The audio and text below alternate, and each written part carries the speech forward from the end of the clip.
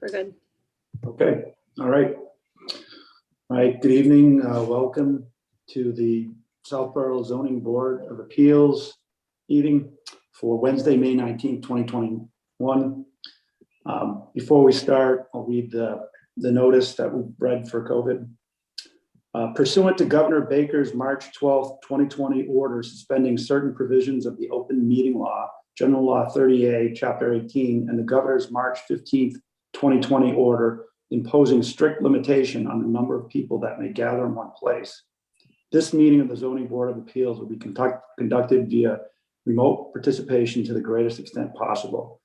Specific information and the general guidelines for remote participation by members of the public and or parties with a right and or requirement to attend this meeting can be found on the Town of Southborough's website at www.southboroughtown.com.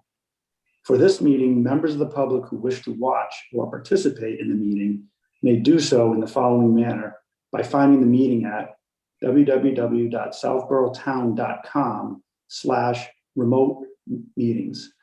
No in-person attendance of members of the public will be permitted, but every effort will be made to ensure that the public can adequately access the proceedings in real time via technological means. In the event that we are unable to do so, despite best efforts, we will post on Southborough's website an audio or video recording, transcript, or other comprehensive record of proceedings as soon as possible after the meeting. Okay, so the first item we have on the agenda this evening is 200 Turnpike Road.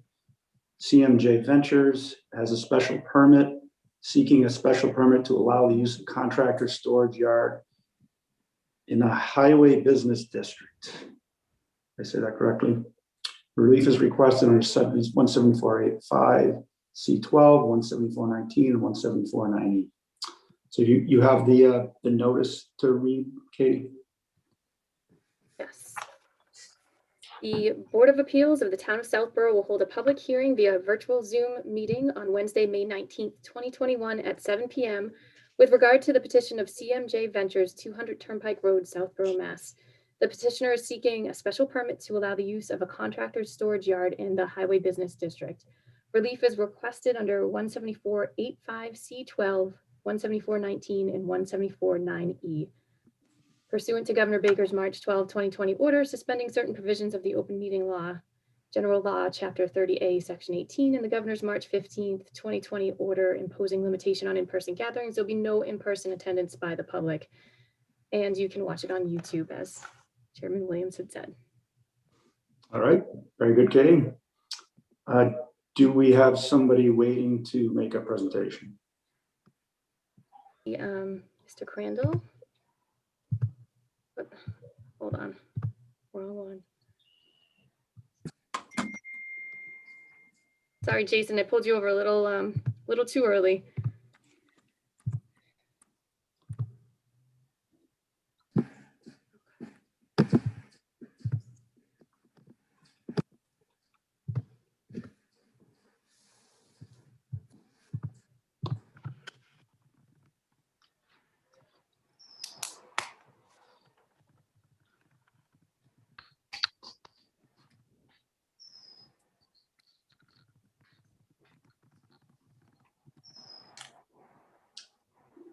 All right, good evening. Mr. Crandall, Mr. Santora, one of you going to begin with the presentation? Could I just ask a point of order question before we get started? I heard the reading. I understand. I heard that it said highway business district, and I understand we're in the business village district. It's a little confusing, but I believe and then well, we actually had just discussed that, and I think I thought I heard the tail end of it. I'm sorry. I think it's correct to call it the highway business district, not the business village. I just, and I'm sorry to get off track right off the bat on a hearing, but I reviewed everything prior to the meeting just to take a look at it, and I noticed on both districts, our use is allowed by special permit of the planning board. We looked at it and looked at it before the hearing, but I'm looking at the zoning bylaw now and in both, I don't know if we are out of order. We may not need this petition.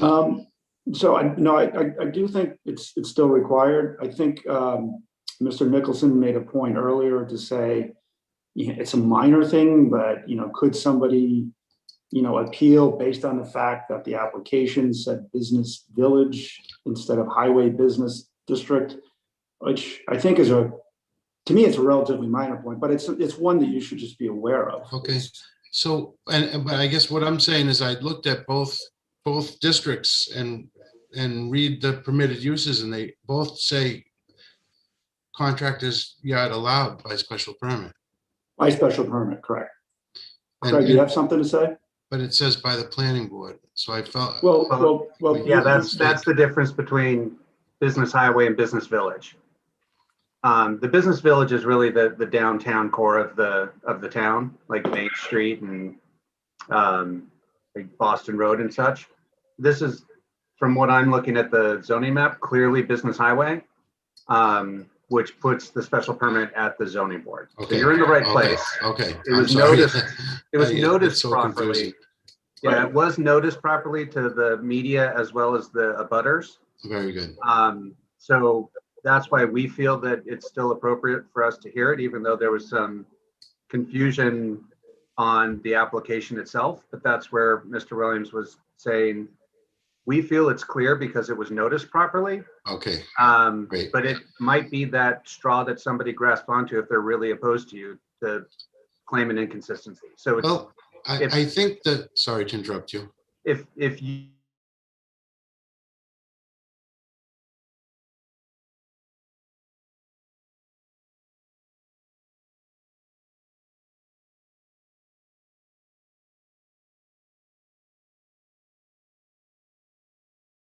We do want to be heard, and I think to perfect it, we're going to be going before the planning board for our major residential, major permit and our lid permit, and they'll hear us too. So if we need to perfect anything, we'll be going before that board also. So we do want to proceed. Okay. Okay. I think, yeah, I know that you do have to go before the planning board as well. So to me, it makes sense to go ahead and to continue. Thank you. Great, and thank you everyone for I know you have these meetings every Thursday night or so, or every so many weeks. So appreciate you all being here and taking the time to hear us. I know there's a few other people on the agenda as well, so we'll be as brief as we can. Mark's going to share just an overview of the plan that we have in place, but I wanted to more or less just introduce myself. The company that the ground scare company that's looking to that's occupy the space that we're looking at, the 200 Turnpike, and just share a little bit about who we are, and I'm the owner of that company. So I wanted to also ask, can I share my screen? As far as I have a quick PowerPoint that I wanted to share. Yeah, that's fine. You can. All right. Do you have to give permission, Katie? All right. Okay, right now it just says that it's disabled. So You have to. Just made you co-host. It might take a minute, but you should be able to see the green share screen on the bottom soon. all right.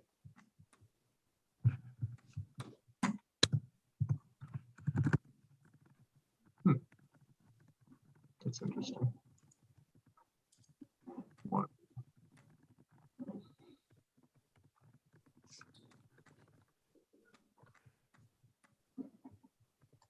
Give me 1 minute here. Do you see it? I have Okay. that.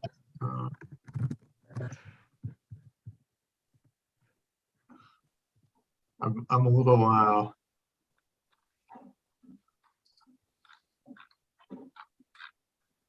unfortunately, let's see, I should have it in a second. 1, 2.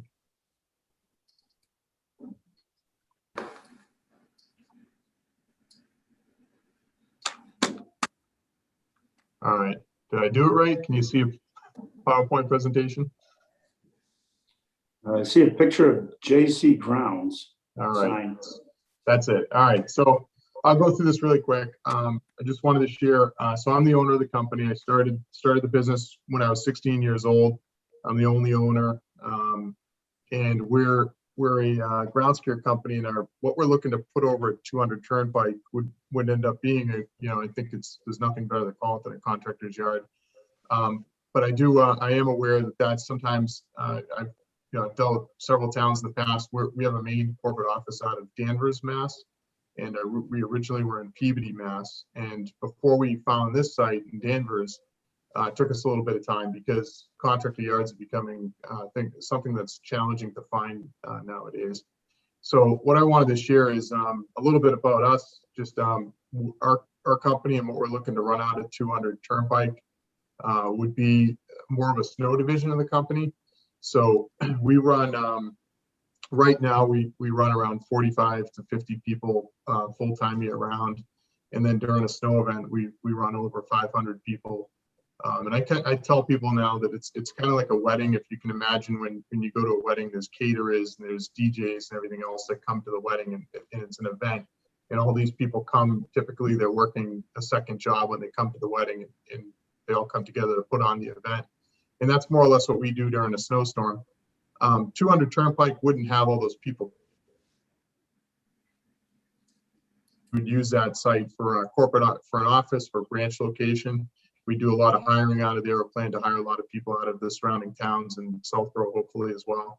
And then we would have some truck storage there, some material storage, but more or less the way we work, we only do commercial grounds care. So we're taking care of sites like Leahy Hospitals, Network, and Curry Coffee. We take care of the corporate campus, but most of our employees during the winter report directly to the sites. We do obviously have some de-icing truck drivers and whatnot that come in and out of our branch location, would come out in and out of the branch location. So this is a picture of our Danvers office. It's the front sign coming into the property. And let me see if I can. This is our backyard in that office. I'm a very particular person, so I keep a pretty clean space. The building in Danvers is about 17,000 square feet on 3 acres, which is fairly close to what we're proposing out there in Southborough. To the point where this location here, even our walls, like inside our offices, we've got about 6,000, 7,000 square feet of office space. And I have our maintenance department literally send painters in every other year to make sure that, the property is up to snuff as far as the way I want it to be. And there's a schedule for all of that. So you can see, this is a typical night. If you came to our yard any day, and you came at the end of the day, this is obviously in the winter, but everything's lined up clean. We have all newer vehicles, newer equipment. And this is a picture of some of our team in Danvers. We're pretty heavy on training and in safety. So we do training throughout the year for both grounds and winter, and then or landscaping and winter rather services. And our people are uniformed and background checked. And there's a slew of different things just to work with us, just like anywhere else that's got a professional organization. We also work with the community. So in Danvers, there's Essex Agricultural Institute. What you see here is a picture of all the kids. So Essex Aggie sends their kids in here several times a year, and they'll tour through our offices, and they'll also see like the different positions that are here within our company. So I like to say that, when I started this, I was a kid with a truck and a lawnmower basically, and I was fortunate enough to really grab some great mentors, and now we've got an amazing team of people. But it's really neat to show the kids that the trades, you can still have a professional career if you work your way up. You can stay in the field and become great at what you do, but you can also work work up into a management position too, if that's something you'd like to do. And that's what we're showing here is the path to leadership for these kids. We hire several of them every year. And this is just a quick little video about us. If everyone wouldn't mind watching it for a few minutes, I can share that if it'll.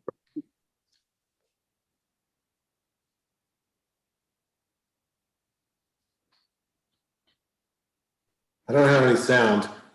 No sound? Yeah. Oh, All right.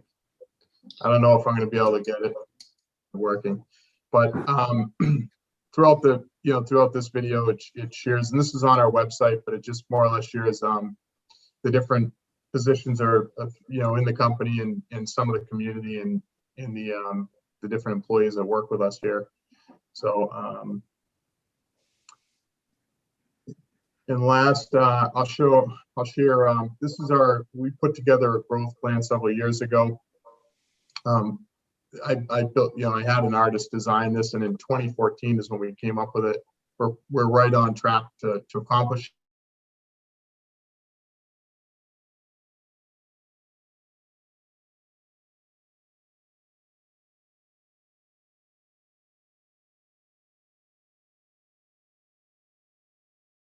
Framingham, we looked in Westboro, Southboro. We really like the Route 9 corridor. We like the fact that we can jump onto 495 and get over to Chelmsford, which is in our service area. And we can come down Mass Pike or Route 9 and get into Waltham in that area. We've got a very heavy presence in Waltham now, and we're expanding our presence in the Southboro area, the Westboro area. I don't know if you're familiar, but we're currently working with UPS and Arcade Centers and Market Basket, all in Framingham, Ashland, all around where Southboro is. So trying to build our customer base up there. And the last couple slides I'll show. This was our building in Danvers when we bought it. Obviously on the left is when we bought the building. It was in pretty poor condition. We made over $1 million investment in the building over a course of about 10 years. After we purchased the property, that's what we put into it, and really cleaned it up, from the outside and the inside. And I just wanted to share this because, again, I think we're not the average contractor. It took us a long time to get to where we are, but we're not the dirty contractor that's looking to just come into Southboro and have a messy space and everything else. We want to enhance the property, make sure the asset goes up in value, bring some, obviously some jobs to town, and hopefully we can be successful with the business there. So that's just a really quick summary of who we are. More than open to, fielding any questions at any point of this meeting, but I just wanted to share that. That's for the most part what I have. John, do you have anything about the specific property and what the plans are? I think that would probably be helpful for the board members to go into detail on the property itself. Absolutely. Mark is going to speak to a lot of that. Okay. The existing, I will share really quick. Am I off the screen share now, or do you guys see my son? No, I see a Yeah, your cute boys. little baby We have your son. in a swing. So there you go. All right. So the Do you want building. me to share the plan, John? Yeah, I'll just share really quick. It's an existing metal building, and Mark's going to share a little bit more on the plan. okay. I need permission also on the screen sharing.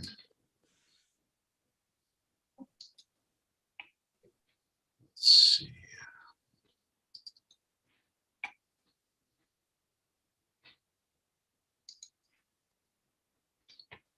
Can you see the plan, everybody? Yep. Okay, great. So let me try to. Okay, thank you, everybody. My name is Mark Santora. I'm a civil engineer from Grafton, Massachusetts.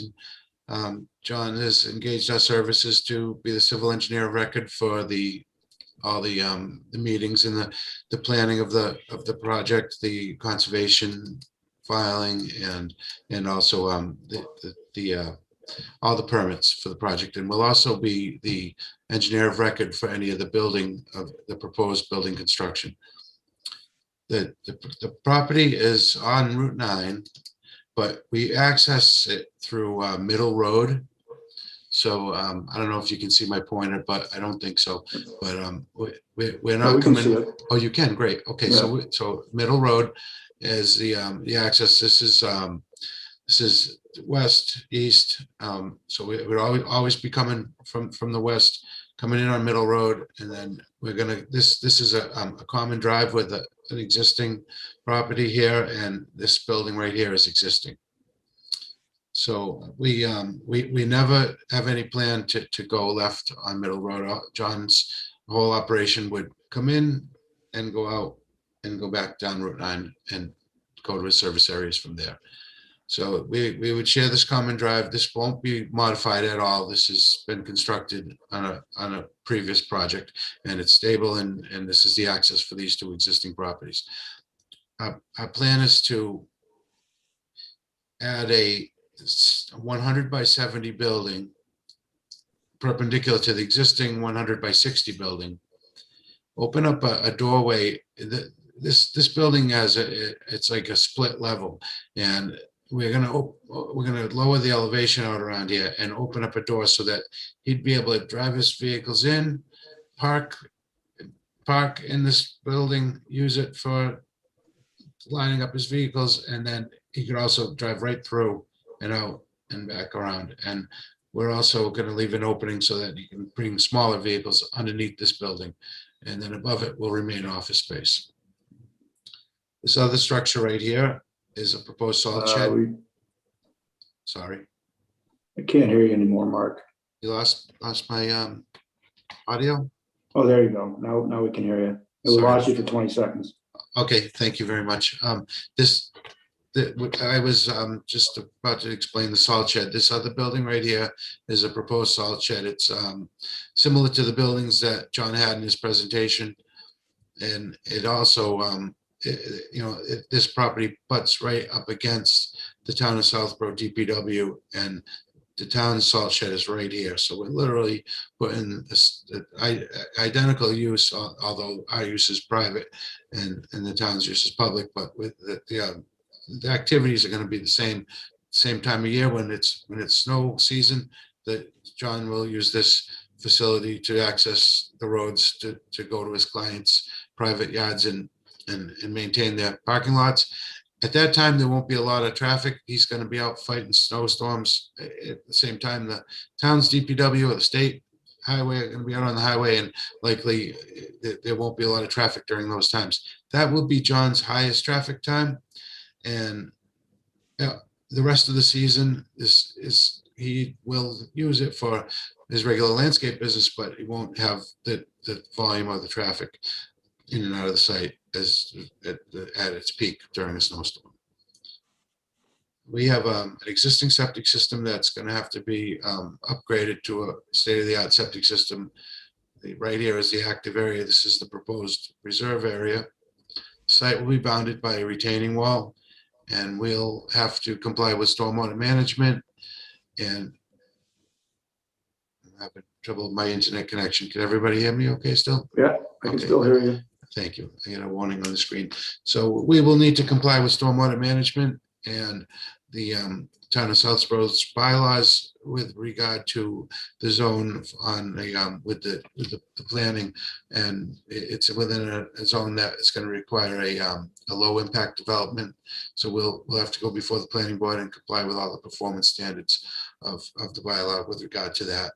But tonight, as we discussed in the beginning of the meeting, we're before you just for the use, and so I don't want to get too heavy into the technical aspects of it, but we do have drainage and parking designed at this point to what we believe meets the bylaw, and we will go through the process with your other boards to vet that through peer review and everything that it will take to work out the technical nuts and bolts of this. But John, I think, gave a great presentation, and I've worked with a lot of clients. I think he's got a good operation, and I do believe this is a good fit. And, especially with its use being back to back with the town's DPW, and I know that in municipal use, it's not the same, and they have rights beyond for the public interest, but it is a good place for this use. And there are other uses, I believe, that are allowed now that would be a lot more obtrusive to the neighborhood. This would be a relatively benign use because of his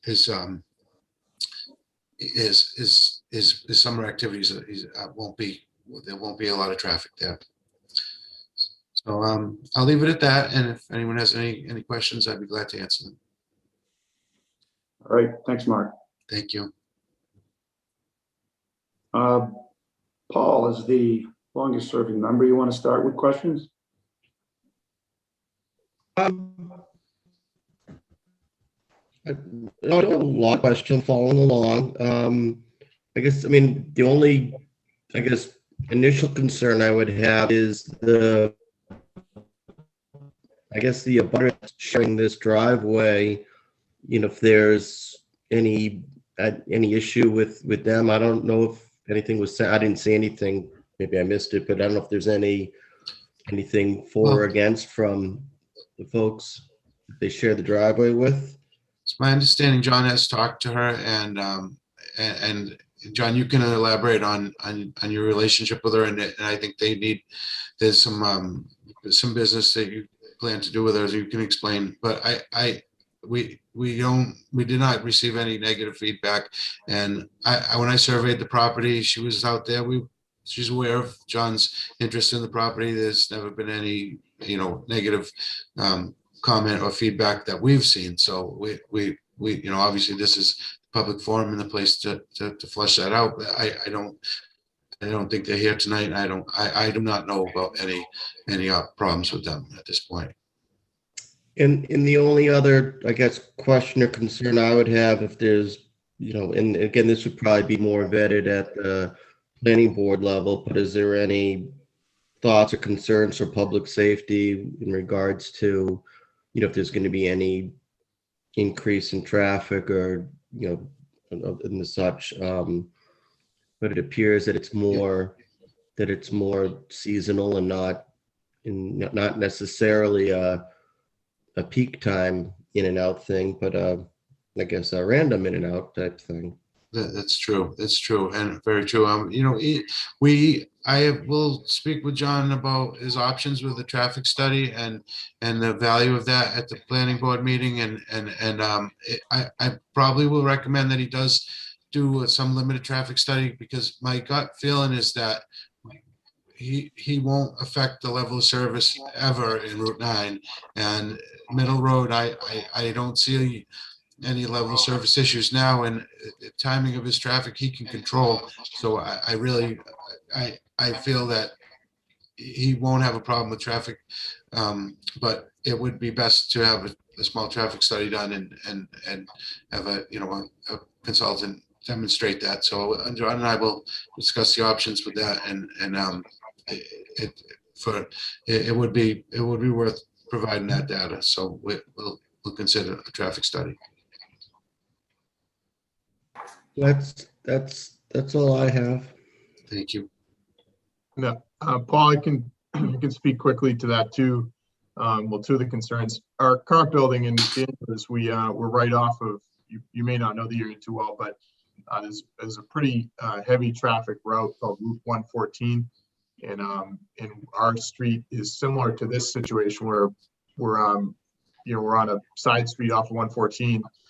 We're even during a heavy snowstorm, we're only running probably 25 to 30 vehicles out of the operation, and they come out at staggered times, and they're gone for 4 hours, 8 hours, 10 hours. So it's not like they're coming in and out of a million times during the event. And as far as the person next door, I can't remember her last name, but her name is Sandy. nice lady. I've had several conversations with her, and we're actually planning to rent a little space off of her while we're doing, getting the project going. So she's been pretty good. I don't, she's here tonight, and I actually, beyond the abutters notification, I called her and left her a message and mentioned for her to come on today. So my situation is, I've been in 2 towns in the past. I've been in Danvers now for about 10 years.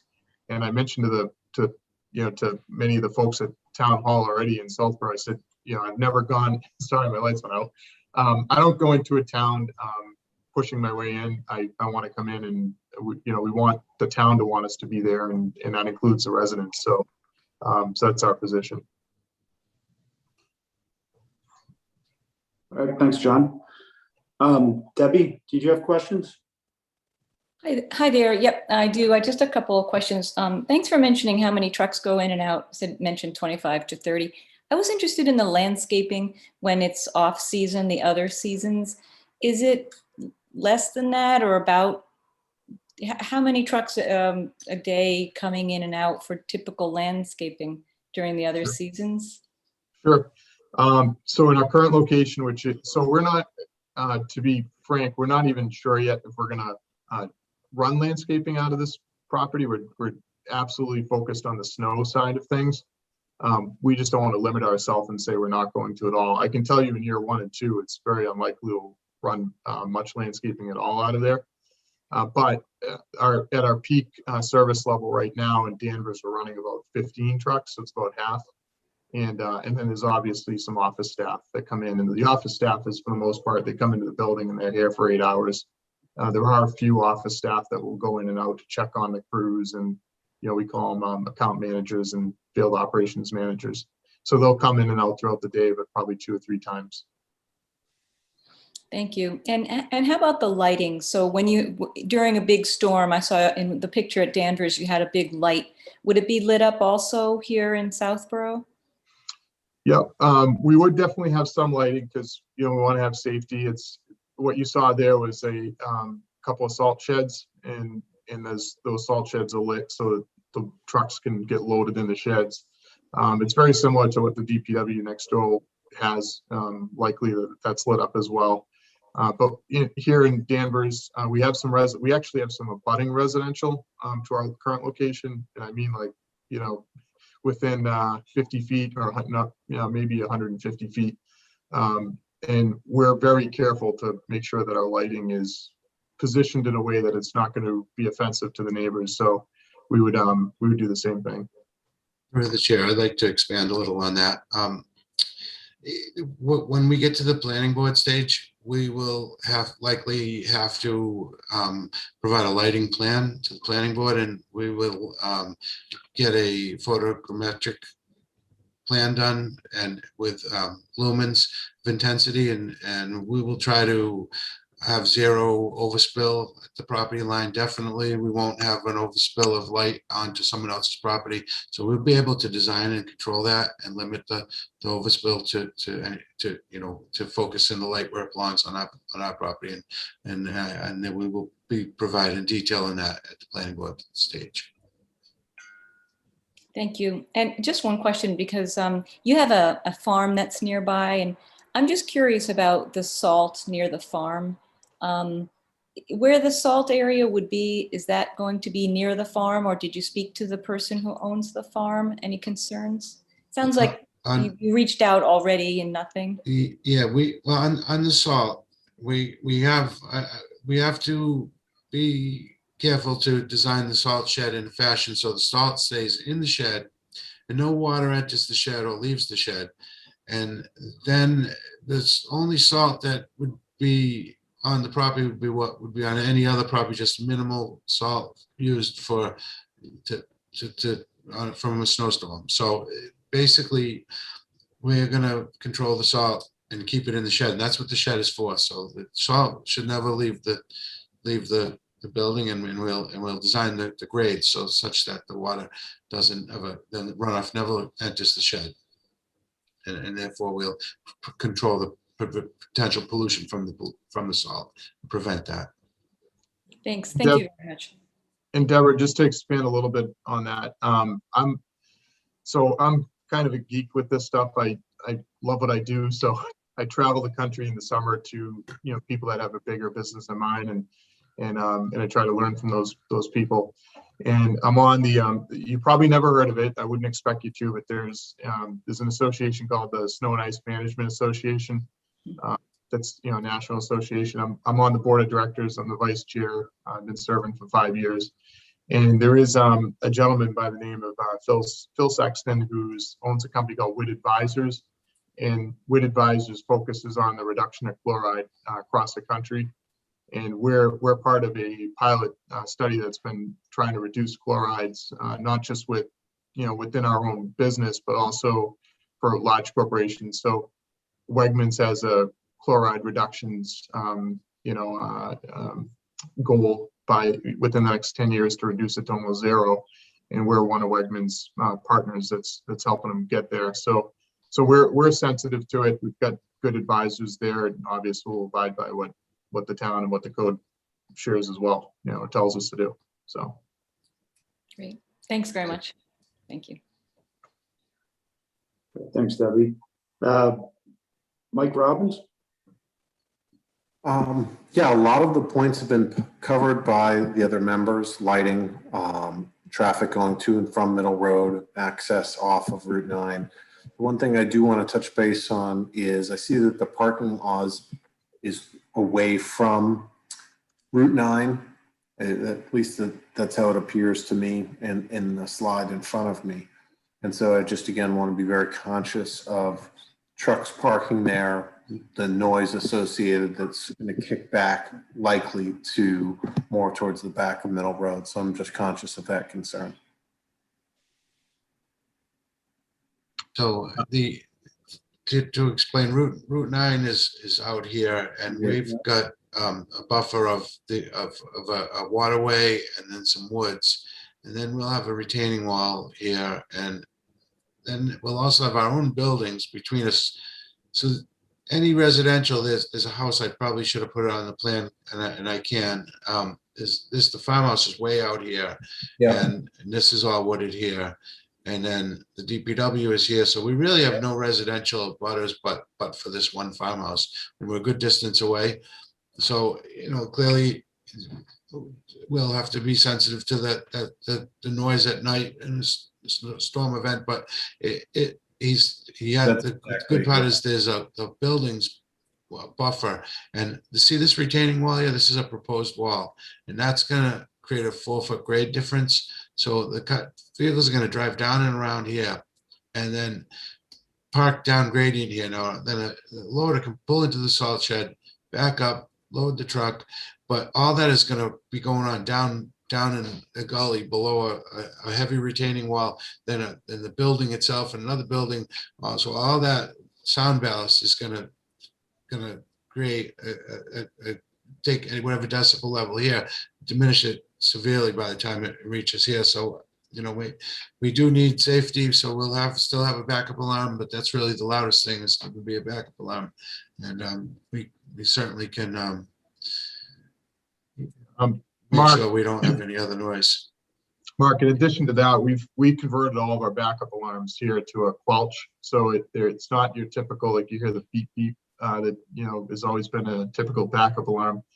There's now a new form that doesn't, that sound doesn't travel as far. It sounds like, I have no better way to explain it than it sounding like someone stepped on a duck, but it's like a Quelch sound. Yeah, I've heard it.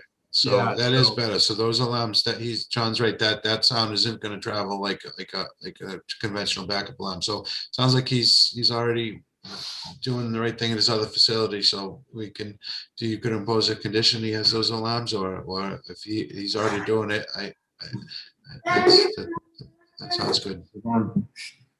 And it's not just because of the other facility, but because of our snow and ice operations, we work in a lot of areas where there'll be a retail center or something, and there'll be, have a lot of residential butters. So that's why we have those, those style alarms, but they're in all of our vehicles. And I don't know if I'm cautious about speaking for Mike, but I think he might be looking where you can see the obvious parking spaces. I'm assuming that's employee parking right there. Yes, that's, John, you're gonna park Correct, yeah. employees here, and then this, honestly, this parking here is just to comply with the bylaw. You know, he doesn't have that much parking needs. He clearly has enough room for all the parking he would need to comply with the bylaw, but for what he expects, really a couple cars here, and then with this, the size of this building, most all his trucks. John, how many did you figure? 12 can get inside here, or? No, more than that. It should hold close to 20. We 20 like to is keep all of our vehicles salt indoors. trucks. Yeah, we like to keep all of our trucks inside the building. And that's the intention. And maybe, I know, and this will be a subject for another meeting tonight, but I think he might have been asking about idling, that, you know, as long as you're not exposed to some neighbors and the Right, trucks are right. sitting there idling for a long time. No, Yeah, we don't have any need for that, other than a truck waiting for another truck to get salt, but it's not gonna idle for more than a couple of minutes, then tops. Okay. and the other, just to make everyone aware, about half of our fleet's been converted to gas. So we don't use like triaxle, size trucks. We use what's called large 6-wheel trucks. So they're not the, massive state triaxle type trucks that you'll see. They're the largest 6-wheel. I Okay. can't say that there won't be any diesels there. There likely will be, but we've converted half our fleet over to gas just because it's a cheaper alternative than the diesels. Yeah, and on that note, John told me, we were talking about the method of salt control. All his trucks are electric sander controls too, so they're not hydraulic. So every salt truck that has a hydraulic controller, that's a potential oil spill. He doesn't have the oil. He's using all electric. So it's Okay. it's good operation. Mike, did you have more questions, or you seemed like you might have been interrupted? No, thank you. That's my point. Okay. Are you set then, or? I am. Okay, great. Thanks. Craig? One other thing, just to share kind of a little bit of my somewhat craziness probably, is we do keep this site here in Danvers up, really run a tight ship. And we literally will have, almost every week, we'll have a site tour through the facility. And I don't tell my operations team when they're coming, and I do it on purpose, because I tell them that it should be, in a place that a site tour can come through anytime. But we've had, Curd Coffee, Lady Hospital. Recently we had Kimco, you may or may not have heard of them, but there's a lot of large companies that tour our facilities regularly.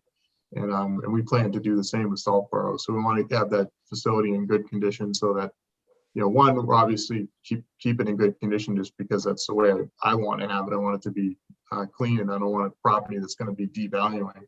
And again, want to obviously keep everyone around us happy, but further than that, we want to have it in a clean and kind of like a showpiece, so that when our clients do come through, or prospects come through, or a potential team members come through, they want to either use our service, they want to work for our team. So our team knows I've probably pushed it too far, that we run a pretty clean operation.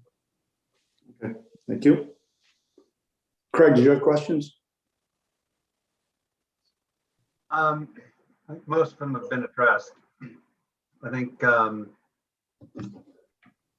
trying to see if it's clearly defined, but just to verify, you're not running into any issues in terms of FAR maxes or setbacks or anything like that, right? They mean building setbacks we do. If you look close at the plan, we try to make it a little bigger so you can look at the setback lines. So, see this dotted line right here? That's the 50-foot setback. So Okay. we comply with our proposed building. We can comply with the proposed solid shed, even with a couple feet to spare. So we're not right up against the lot line. The only thing, and I should point this out because you asked that, as a zoning table right here, the existing property, the required frontage is 200 feet, and it exists at 161.16, but it's an existing lot of record, and we're not subdividing it, and then the building inspector didn't Yeah. seem to think that was an issue, so that we just want to point that out, that we're deficient on frontage, but it's a pre-existing non-conforming. Right. Okay. Okay, and then, yeah, this is the table, 50, 50, 50, 45-foot max height with 2 stories. We're gonna be in the 20s. So, we're good on all that. Great. Thank you. That's it for me. All right, Mark, I think the board's asked good questions here, so I don't have much. Just maybe a little bit about what's the plan on the retaining wall? How high will that be? It's a pretty good wall. It's 15, basically goes from 0, about 8, 15 at its highest. Okay, And then internally, we have a high wall here for this pond. And I don't know, I still need to do test pits for the groundwater here. This pond may not be as deep, and we're working on this, but that as far as the perimeter wall, its max height is 18 feet. and what's the material? It's going to be large block, heavy gravity wall, and we're going to design it for bearing capacity, for sliding, for overturning. The soils here are tremendously good, well-drained soils, so we don't see any problem with the water or drainage or really what makes a wall tend to fail is poor soils, a couple of groundwater behind the wall. So a Versalock type wall, even that though by design it should 20 feet should be fine, you see them pushing over. It's because when you get high plasticity soils with groundwater against it. Here we have very well drained, no fines, and we'll make sure to build good drainage behind the wall and use tieback. But that being said, we still will propose the gravity wall as the wall solution, because the factor of safety will be tenfold. So they're really strong walls. Very good. Thank you. Thank you. All right. That was about all I had. I don't know if any of the board members had some follow-up questions after those rounds. I have a question just on the traffic real quick. Go ahead, Jamie. Again, this might be more planning board, but my only concern is that not as much the height of the storm, but I know I see these trucks out a lot kind of pre a major storm and post a major storm. And a lot of people use that middle road to make a right onto Route 9, and there's no light there. So I just wonder about traffic backup for potential Southborough commuters, especially with it being bigger trucks. It's not easier for them to make a quick turn if they're waiting for an open space in the traffic. So that to me, when I'm looking at this, that was more my concern than the building itself. That's just where my thought process is. I know that where the DPW is, they come out, there are some traffic lights there, and then there's also the entrances to Route 9, so it's a little bit easier for them. I just want to make sure that residents aren't going to be backed up on that middle road. Yeah, and again, I think there's going to be some value. Thank you. I hope I didn't interrupt you. There's going to be some value to a traffic study to help address that at the planning board stage, and I'm going to recommend John does it. And it basically, with the way his truck count and the size, and also he's going to be using all small vehicles, pickup trucks with Sanders in them, not big triaxle heavy trucks like the state and town use. And when he deploys them, they're going to go to faraway destinations and then separately. And then when they come back, they're going to straggle back. It's not going to be an army of trucks coming and going. And it's not like a DPW where they would traditionally get the salt, go out and salt the road, do the intersections, come back, stand by and wait and idle and wait for the snow to build, and then go back to the road route. His routes are the parking lots that he's going to for his private customers so the only reason to come back here would either be to is park the truck because it's done, or to get another load of salt or switch an employee, but it's not going to be where they're roaming in and out of here all night long. It's going to, and when they do come in, it's going to be not as a group. Okay. Yeah. I mean, I was thinking more about not even at night, but like rush hour, when people are mostly traveling. That happened to be when they needed to be there. Well, Okay. and if it was a storm event during rush hour, and I drove a plow truck for the state. That's the worst thing that can happen. The cars are all on the road, and no one can. The plows and the salt can't get on the road, and the traffic jam is there, and you have to wait for the cars to go to plow. But again, if that happened, John's truck would just be another car in the traffic jam. He wouldn't be trying to, and again, would he contribute to that traffic jam? I don't think so, and that's what the traffic study would have to show. If the level of service is F on the road because of a traffic jam, then he's not making it worse. If it's D and his trucks make it F, then he'd have to mitigate. But I don't see that happening. I understand. I'm not worried about Route 9. I'm worried about making the right. Understood. I think Middle Road will likely not be the issue. It's Route 9 would be the backed up road.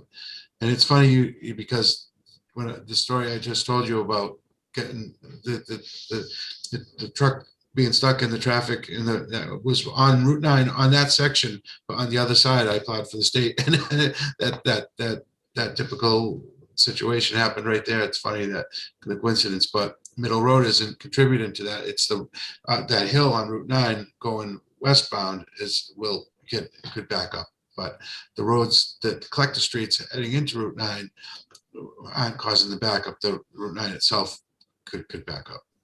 Yeah, I can share too. Just again, so when we dispatch out of here, first off, almost all in that when I'm speaking to Dan right now because it's a very similar setup, and it'll probably be quite a few years till we get to the capacity that Danvers is at. But when we dispatch out of Danvers, I like to say, almost all of our work is done when everyone else is sleeping. So even to your point about rush hour, we're very proactive. So we subcontract a meteorologist that's on staff 24 hours, throughout the events, and we have our people glued to the weather. So if we hear anything about a potential, rush hour event, which is, as Mark said, the worst event we could possibly deal with, our crews are leaving here at like 2 in. They're not waiting till 5 or 6 to get out because they know they're going to have to hit their route proactively. The other thing too, we definitely would be coming back to reload here and there, but we also have about 30 other salt sheds throughout Massachusetts. So our trucks, this would be a primary branch location, meaning that we have office there and we have equipment stored there and everything else. But what we do is we set up salt sheds on a lot of our sites we manage. So for instance, like Leahy Hospital in Burlington, Leahy Hospital in Beverly, we have sheds there. So the trucks go in and out of there to get their salt, then they go to the next place, they'll salt that location, they'll pick up salt at the next place and keep going on. So it's Mark's right. We're not going to see 15 trucks lined up on Middle Road at 6 in. I totally can understand where you think that, but that shouldn't be the case at all. Okay, thank you. That was my question. Great. And I just wanted to add, John, probably, I mean, I think the traffic study is certainly a good thing to have for the planning board. I will say though, the question about that Debbie had regarding what goes on when it's not, snow season, when it's just regular landscaping season, I would imagine you're going to have some firm numbers rather, because you sound kind of vague on what the numbers are. I would just expect you'd probably have to commit to a number for that traffic study for the planning board. Sure. No, good point. Well, and in that case, we would design for max build out what he would think would be the optimum, and then if we make sure that we can we don't impact the traffic in that situation. If he does less, then that's great for the community. If he does more and it doesn't impact anything, that's what we have to demonstrate, that for his the capacity of the facility, that as we design it. Just like the septic system, we might only use 50 gallons a day. We're going to design for 1,000 gallons a day because someone could use all that, so. Understood, yep. All right. Debbie, do we have any abutters, anybody from the public who wants to speak? That was for Katie, right? I'm sorry, Katie. Okay. Sorry, Debbie. That's okay. I don't Can't see tell. any hands raised at the moment. And I didn't receive any letters of support or not, so. Okay, all right. David, I had a small question. Sure, Doris. I'll make it fast. I don't know if Mark or John can answer it. The driveway itself, I've driven up the driveway. Can that actually accommodate a truck on each side to pass each other? And will there be lighting on it or improved lighting?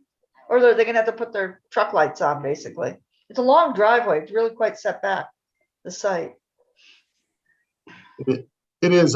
Mark could probably better speak to if you can pass on both sides. I believe you can, but I don't want to say that. Yeah, I've been up it. It looked a little tight.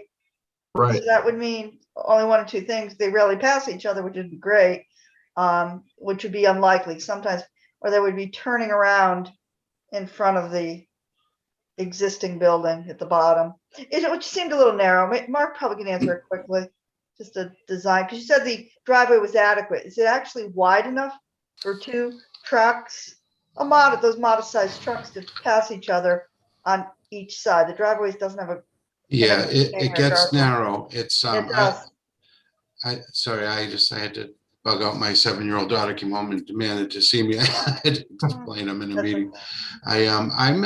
I anticipated this question. I measured it last time I went to the property, and it's my memory 17 feet at the narrowest, and it's up 20 feet plus at its widest.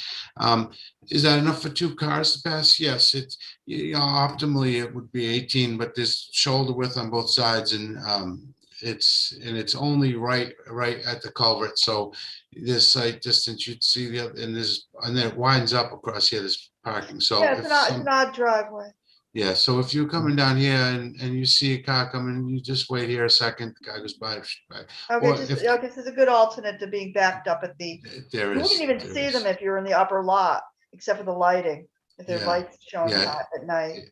Yeah, but once you come around here, you can see, and then there is a little parking area right here that you could wait. And then the same thing, you're coming down here, just when you get to here, you'd see a car coming across there, and then, and if neither saw each other and they both came at the same time, it's still wide enough for cars 7 feet. It's 17 feet. There's room, so they can get by each other. It's just not, they wouldn't want to go by at 35 miles an hour past each other, but it's a slow drive. And he can instruct all his drivers to maintain 5 mile an hour, 10 mile an hour across. And then other than that, there's really no other traffic, except for this building, and she would never be coming at night. So it's this access, this common drive is only for this property and this property, and their time of peak travel will be different. So we likely won't encounter each other. It'll be his own trucks he might encounter, which then they can have a policy. The other good thing is in Doris, I know, that was something that I noted when I was looking at the property. The one of the good things is one of the good things about that passage is, I can't point because it's, I wish I could, but yeah, Mark, the other side of that road, it's all cleared. So you get good visibility. Yeah, it's wetland, so there's you have sight distance, but it's not, the road doesn't go across here because the wetland juts out there and it crosses it in a couple places. And what I mean by that is there's no like thick trees or tall brush, or you can see quite a distance, especially if you're in a truck because you're up higher. Yeah.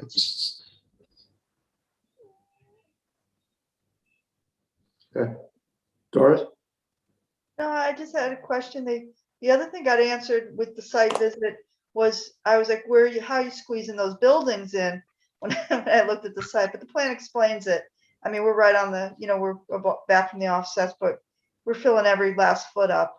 And it makes sense, as a house, because then when you go to the backside of the wetlands, and now that I see the retaining wall, what we're gonna do about that, because it steeps off in different areas because of the adjoining wetland. But no, it's a really nice presentation. I appreciate it. My question was, how you getting up and down the driveway? And you're gonna do a traffic study, which will help. Yes, Yeah. thank you. All right, well, if the board if everybody's had their questions answered, and we don't have anyone else from the public who wants to speak, we could probably entertain a motion to close the public hearing. David, I'll make a motion to close the public hearing. Do I have a second? I'll second that. All right, thank you. Who was the second? Paul? Oh, Paul. Okay, thanks, Paul. Actually, could you stop sharing for now, Mark? Yes, absolutely. Thank you. All right, so, all right, any additional concerns from any board members? I think there's been a lot of questions. It was a good presentation. They've answered an awful lot of questions. I'm going to say that it does feel the temperature of the board is generally positive. Go ahead, Mike. Just a point of order. Do we need to vote on the? Oh, correct. We do. Thank you for that. Motion. All right. A motion with a second to close the public hearing. All in favor, respond with aye for the sitting members. Paul? Aye. Craig? Aye. Debbie? Aye. Mike? Aye. Williams, aye. Okay. So that will close the public portion of the meeting. Thank you for the reminder, Mike. Again, are there additional concerns we want to debate here? I think it's good to keep in mind that they are going to be going for the planning board. It sounds to me they're committing to a traffic study. I'm sure there's going to be more detail with the planning board in regards to lighting and the traffic. So we can discuss further, or we can take a motion for a vote. I guess the only question is whether we put a condition for them to do the traffic study. Right. And, do a traffic study and confirm that it doesn't have a greater than 10% impact. As per 10%, right? Yeah, I think 10% is that is the number. I think that would be reasonable. I mean, if they're planning to do it anyway, I don't see that would be a problem. I don't have a problem with that, John. I think we should commit to that. Yeah, strictly speaking, we have closed the public meeting. It gets kind of funky in Zoom. Apologize. You are That's correct, okay. sir. That's okay. This part gets kind of funny. That's why we're always kind of a little cautious about when we close. But so I would move that we grant the special permit with the condition that the applicant conducts a traffic study and confirms that it shows a less than 10% impact. I'll second that. all right, we have a motion to confirm the special permit with a condition for a traffic study to show less than 10% impact. All in favor, respond with aye. Paul? Aye. Craig? Aye. Debbie? Demiria, aye. Michael? Aye. And Williams, aye. All right. So, All right. Well, thank you very congratulations. much. You're The very special welcome. permit's been approved. And Good luck at your next boards. Okay, thank you very much, everybody. Yeah, It was a good luck. pleasure meeting everyone. I thank you very much. We'll Take care, everyone. Thank you. talk to you later. Take care. All right.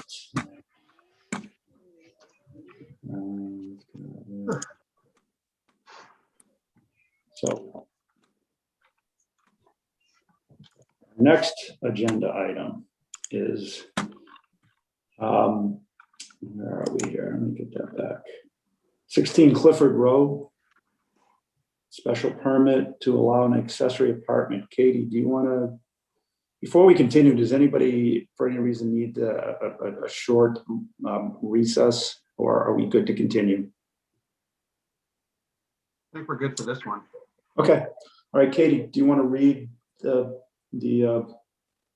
petition for 16 Clifford Road? Yes. The Board of Appeals of the Town of Southborough will hold a public hearing via virtual Zoom meeting on Wednesday, May 19th, 2021 at 7:15 p.m. with regard to the petition of Jason Kurtz, Kurtz Design Studio LLC, 16 Clifford Road, Southborough, Mass. The petitioner is seeking a special permit to allow an accessory apartment within the existing footprint of a single-family residence in existence for more than 2 years in the Residence A district. Relief is requested under Section 174.82B1. Good. All right, and thank you, Katie. Do we have somebody to present for the applicant? So, David, can I ask how we might like to proceed here? One of the things that they were supposed to submit is a letter from the planning board that they have not submitted yet. Correct. And I would imagine they'll address this in their presentation, but their Board of Health letter says it's okay as long as they don't add another bedroom, which it clearly looks like they are. So Right. I'm wondering if, once the applicant gets started, that that you might want to continue this to get at least the planning board one resolved, if they already have the Board of Health one. Yeah, we did. That was talked about, and I think we decided we should do the presentation. We know they have to go to the planning board. There will have to be a continuance to come back to us. But Katie, you were going to add something regarding the bedroom, right? Yeah, I talked to Dennis from the Board of Health, and he said he did clarify that 4 bedrooms were okay here. Okay, so they can do the presentation. I just didn't know if we wanted to address those up front. No, that's a good point, Board Greg. specifically. No, I think ultimately I think what we'll have to do, even though we go through a presentation, I think ultimately it's going to have to be a continuance because they've got to go to the planning board. The planning board needs to submit a letter to us, and then that's when we can officially close it. Then may I make the suggestion that our next item is looking like it might be lengthy. The first item took quite a long time. If we're going to have to continue it and have them back anyway, then maybe it makes sense for the presentation to occur at that time, just to keep things moving. Yeah. All right. Well, that's If a good point. if they're open to that option, obviously they have to agree to it, but that would be my. Right. That's a good suggestion. Katie, do you want to allow the applicant in?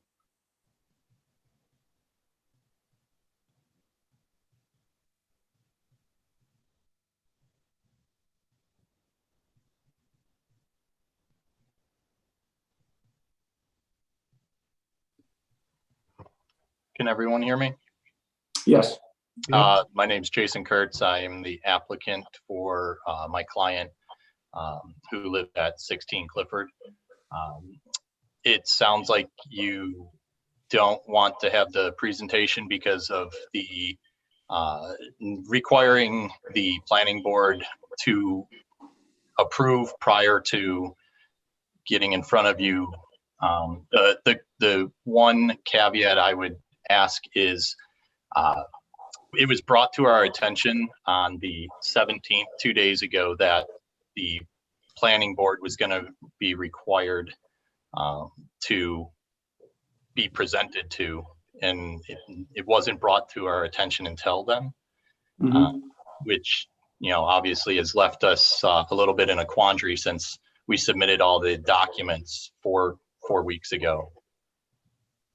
All right. Well, I think the bottom line, Jason, is even if you go ahead and do the full presentation here, you still have to go to the planning board. You still have to come back to us. So I think there isn't an opportunity to approve with contingency that the planning board approves, since we're meeting with them on Monday. right, understood.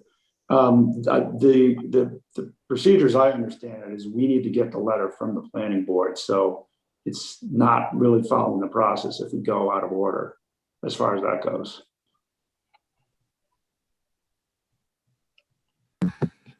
I know what you're saying, David, but if the petitioner is here, otherwise they're going to be delayed another month.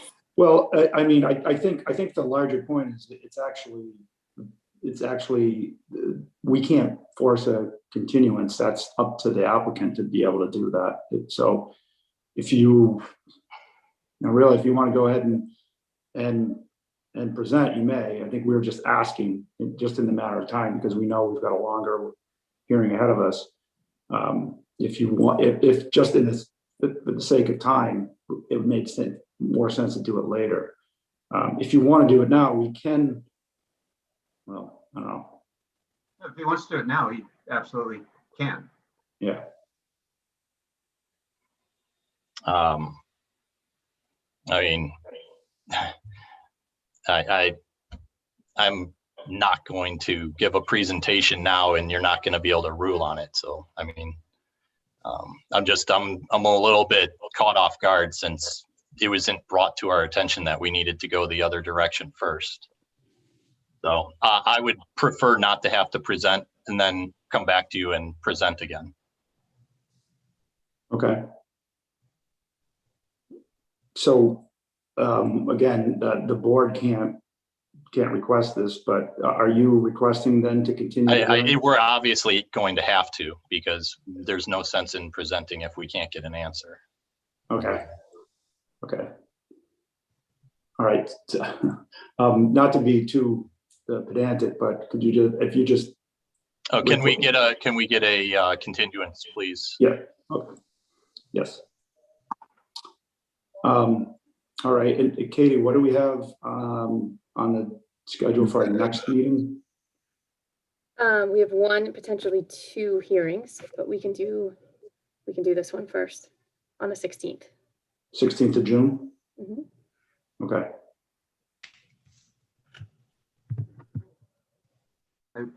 So do we need a motion to accept the continuance to June 16th at 7 p.m.? I believe so.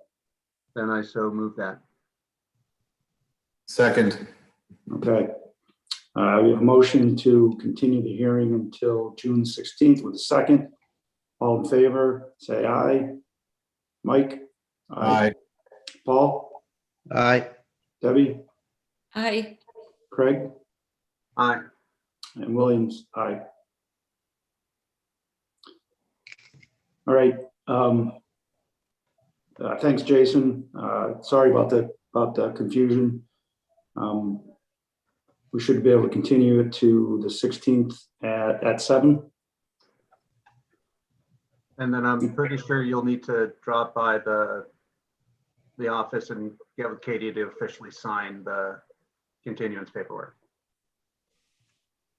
All right. All right. Thank you. Thank you. Sorry.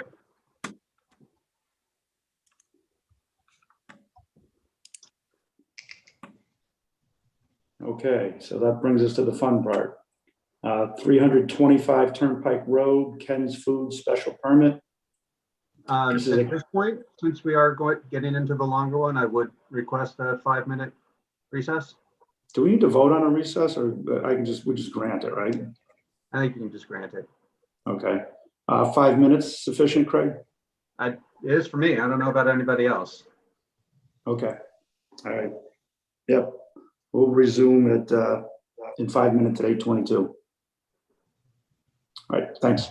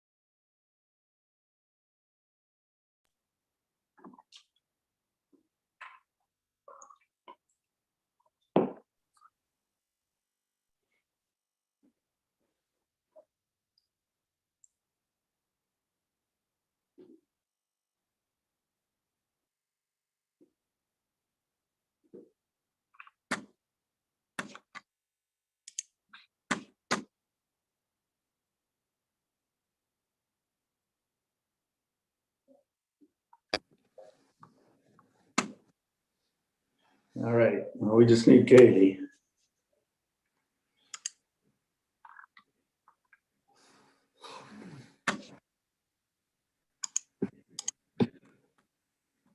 Oh, she's back.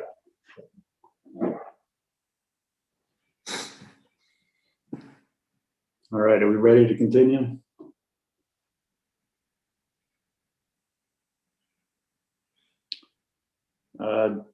So Debbie, are you recusing? Yes, I'm recusing. Okay. Doris, you were sitting on the board the last time, so nominate you to step in for Debbie.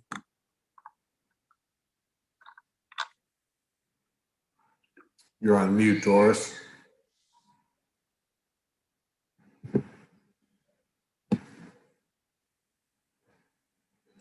Doris? Doris, you're on mute. You're on mute. I'm in the dark. I'm unmuted now. I had a resolution issue, so I took my fake background down. Oh, yeah, I've noticed those kind of things before. Mhm. All right, so Debbie has recused herself. Doris is in.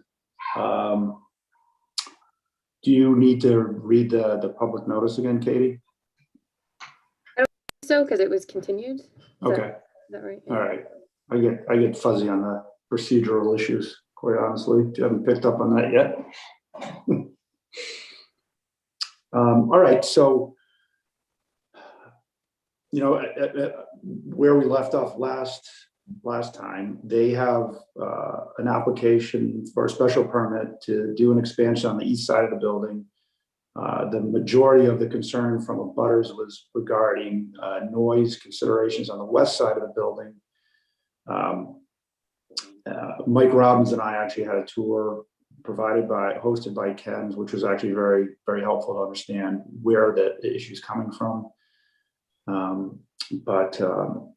And I believe the way we left it was that Ken's was going to continue to work with the abutters, with the neighbors that were having an issue. So if we want to let somebody from Ken's in here, Katie, I think we should first see if they have something more to present or discuss.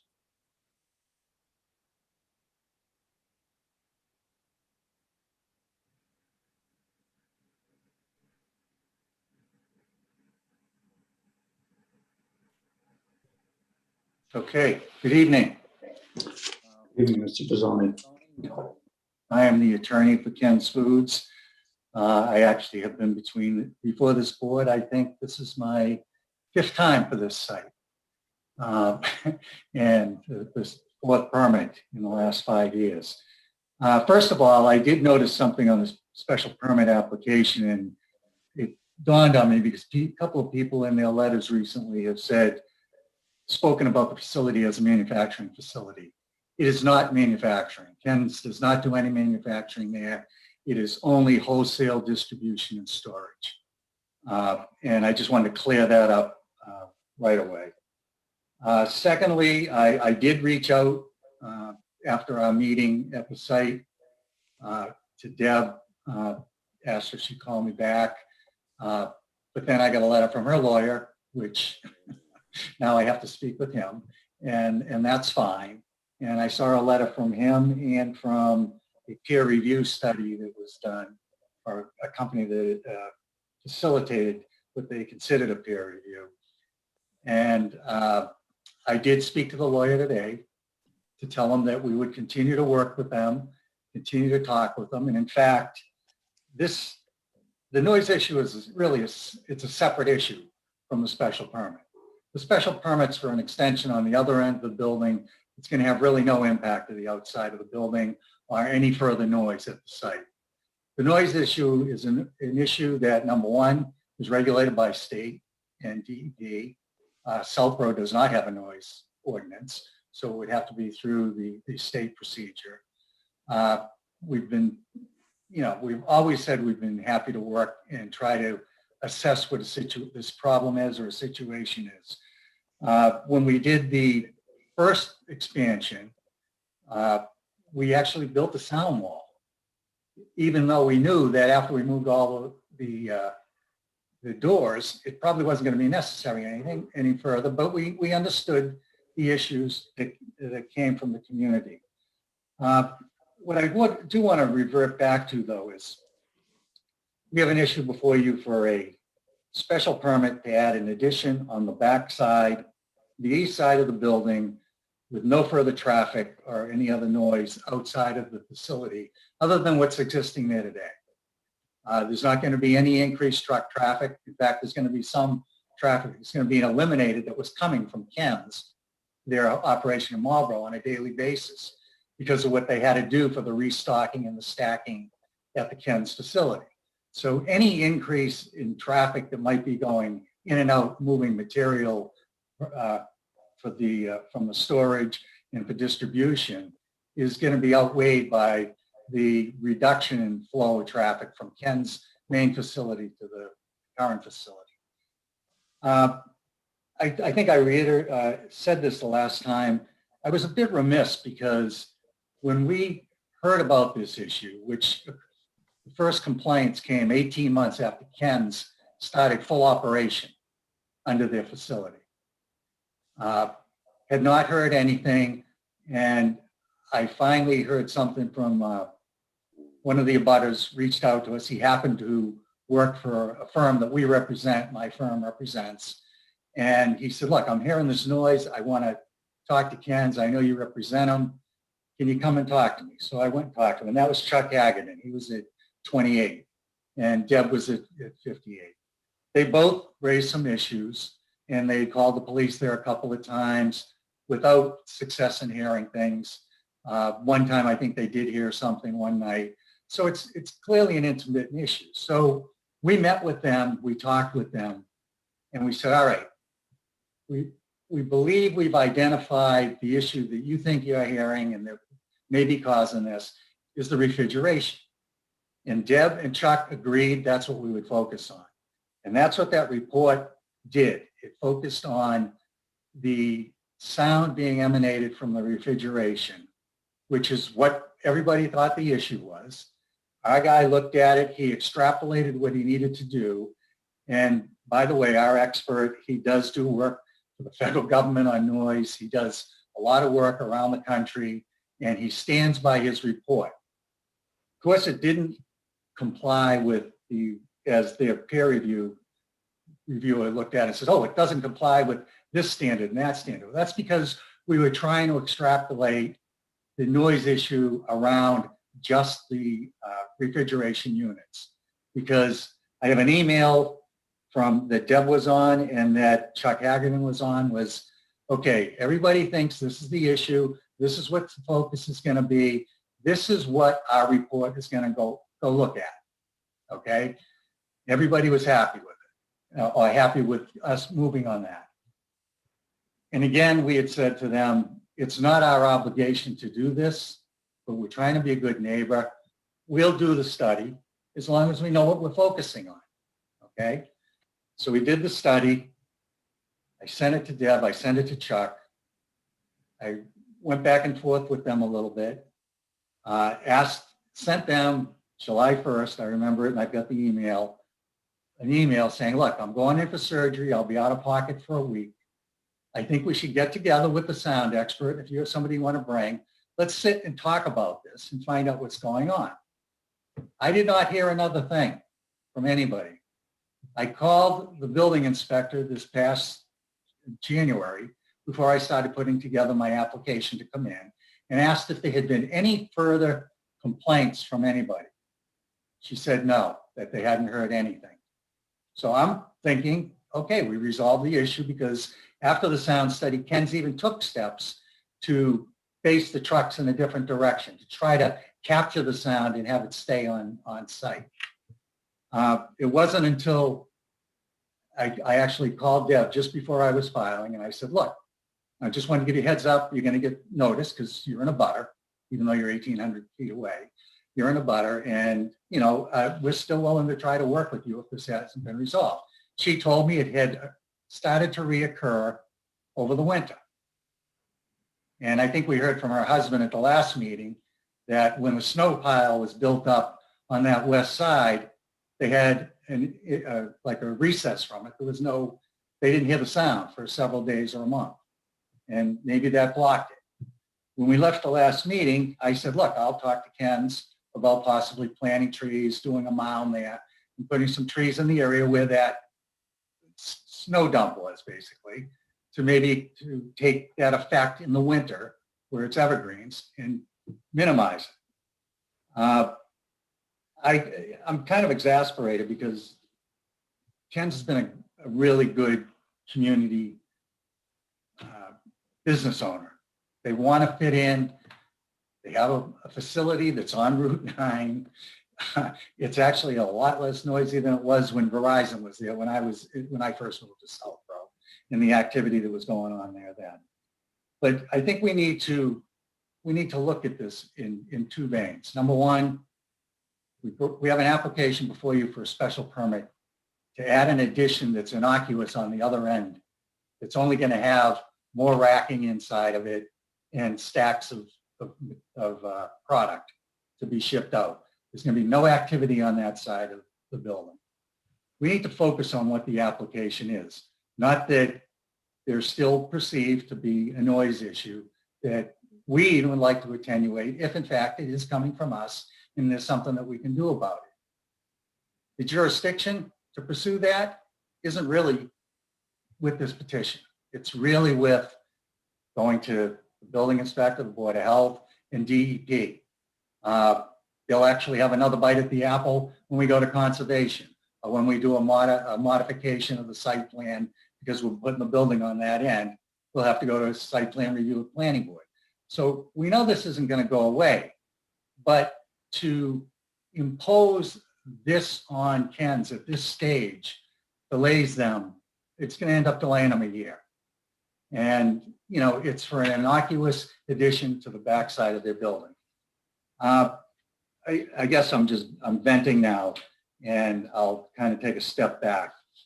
I just will point out that in the noise study that we did prepare, the second sentence, or the last sentence of the first paragraph says, this study was aimed at truck refrigeration unit noise, since I understand that the long-term steady flow frequency noise is the concern of the neighbors, rather than moving trucks or other noise like that. And that's what the study focused on. It wasn't a full-blown noise study, is because to do that, it ends without shutting them down for a week to do a full-blown noise study with nothing going on.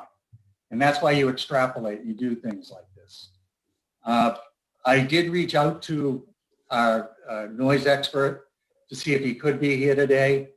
Unfortunately, when I did reach him, he was out in the Midwest attending to his 95-year-old father, and he won't be back until next week. When I did get the information sent to me, I forwarded it to him, but I know he's not back yet, so I don't know what he would have to say about it. But I offered this up to meet with our sound people and with the abutters last July 1st. Ken's continues to want to do that, but we don't want to be held hostage for a special permit that is less square footage than what we came to you for, and we're giving a variance for a taller building and a bigger addition on that end of the building, which was approved by a prior board with literally not a lot of opposition. People were just concerned about what it might look like. I can say that, you know, Ken's does a nice product there. I know we have to go to conservation. I know we'll probably be in front of planning board. We believe that this is going to be an issue and something that we're going to continue to speak about. I spoke to Ken's. They're happy to let the abutters do their own noise study, and then we'll look at it. But we paid for one, and we did one addressing what we felt was the focus of what they wanted to hear about. Okay? With that, I know you got a lot of information that came in, and you probably have a lot of people sitting in the audience that want to talk now, that on behalf of Deb, her attorney as well. One thing I would point out after I did talk to the attorney was that the first thing he talks about is a curb cut here. at this location. There's been a curb cut at this location since I was 20 years old. I am now 70. And it was expanded when Verizon went in there, and it's been active there ever since, back in the 1970s, I think it was, when Verizon first went in. That intersection has also been studied. I was chairman of the 495 partnership. And when we worked with MassDOT on all the EMC property across the street, we looked at that whole intersection where the other road comes in on the other side. The whole access at Ken's was studied by DOT, and they designed like ramps and flyovers and everything there. So there's a pre-existing curb cut there that's been there for years. And when we did our renovation, we didn't change it. We just tapered the edges properly and put curbing in and that type of thing. I was out there with MassDOT last month and with the utility, because there's a pole there that all of Route 9's electricity is on, and it's apt to get hit at some point, and we want to move it. So they were out there looking at that intersection again and where our curb cut was, and we were trying to figure out where that pole could be moved. And, so all I can say is Ken has been and will continue to be a good neighbor.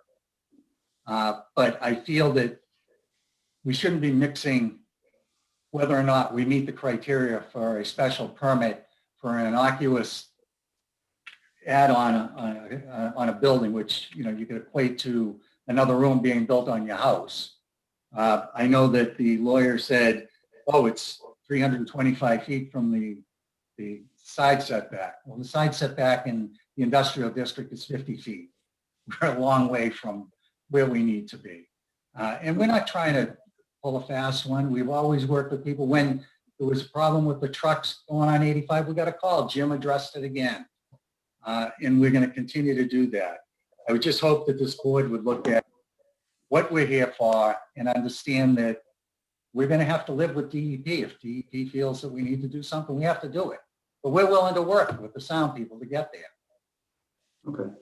With that, I'll rest and let you let other people into the conversation. Okay. Thanks, Bill.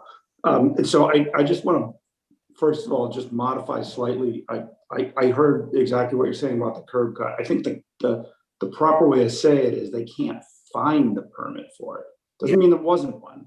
It means they can't find it. And I think it's a good point to say we've gone through this existence proof other times before to say we can't find it because it was done X number of years ago. Does not mean it doesn't exist. It means we don't have paper proof of it. Okay, but so I just wanted to throw that in there. Actually, Mike, do you want to start, since you had a good close look at the property? Yeah, for what I did is with David, I did a site visit at both Dave's house and Debbie's, just so I could really try to understand the lay of the land to see where the issues were. I didn't go inside the facility, but I did do a complete walk around. I got a really good understanding of my perception of both the application, the intended use for the special permit, as well as what my perception was is areas of noise or concern for abutters, specifically Debbie. And I was at her property, and that too was super helpful because what happens is the topography of her home's location, and I think her immediate abutter's location, is that the sound is traveling up from Ken's Route 9, that whole direction. It just kind of comes up. The sound just kind of raises up through. So Debbie's a little bit higher up, and the sound seems to travel right up that hillside towards their house. So you've got trees, and then kind of like landscaping. And I think that sound kind of hits them. Debbie had forwarded me a video It was taken by one of her butters, her next door neighbor, excuse me, about, some of the noises issues that had been presented. I definitely understand Bill's position on this. Before us tonight is a special permit for an addition that the petitioners have stated that this is not going to add any additional volume, that this is going to be additional space for their facility, and it's on the complete opposite side. And so, I reread the special permit. The language is with respect to granting a special permit. And what we're trying to do, no special, I'm looking exactly at section 174-9, shall not be substantially detrimental or offensive to the neighborhood or destructive of values therein. In addition, the following special requirements comply, et cetera, et cetera. And so the question is this addition, again, I want to hear from the abutters, but my concern is this addition on this side going to be more detrimental to those abutters? And I think that's the topic for our board tonight. But as far as the site visit and the facilities, I see that what I think are the pressure points are for concern. My perception is that where the structure is, if Debbie could have, and I don't want to speak for her, but if she could have the parking and the trucking reversed, that would ameliorate her concerns, but obviously present concerns for the opposite abutter. So I see the issues before them, and I look forward to discussing all these matters with the board. But that was my perception of being at both locations. Yeah. If I could, Mr. Chair. Yep. Mike, I believe the film that you saw might have been taken by Chuck Haggerty. I believe that's the case, yes. The next door neighbor. Yeah.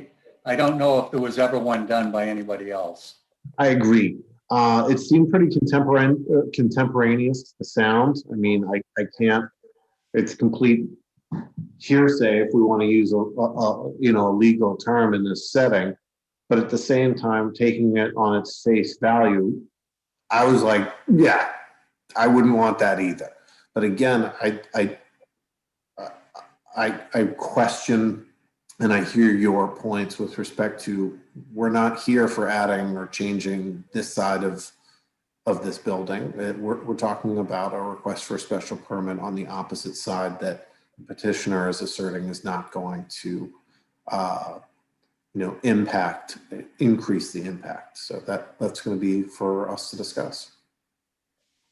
Was there any other point you wanted me to specifically hit upon?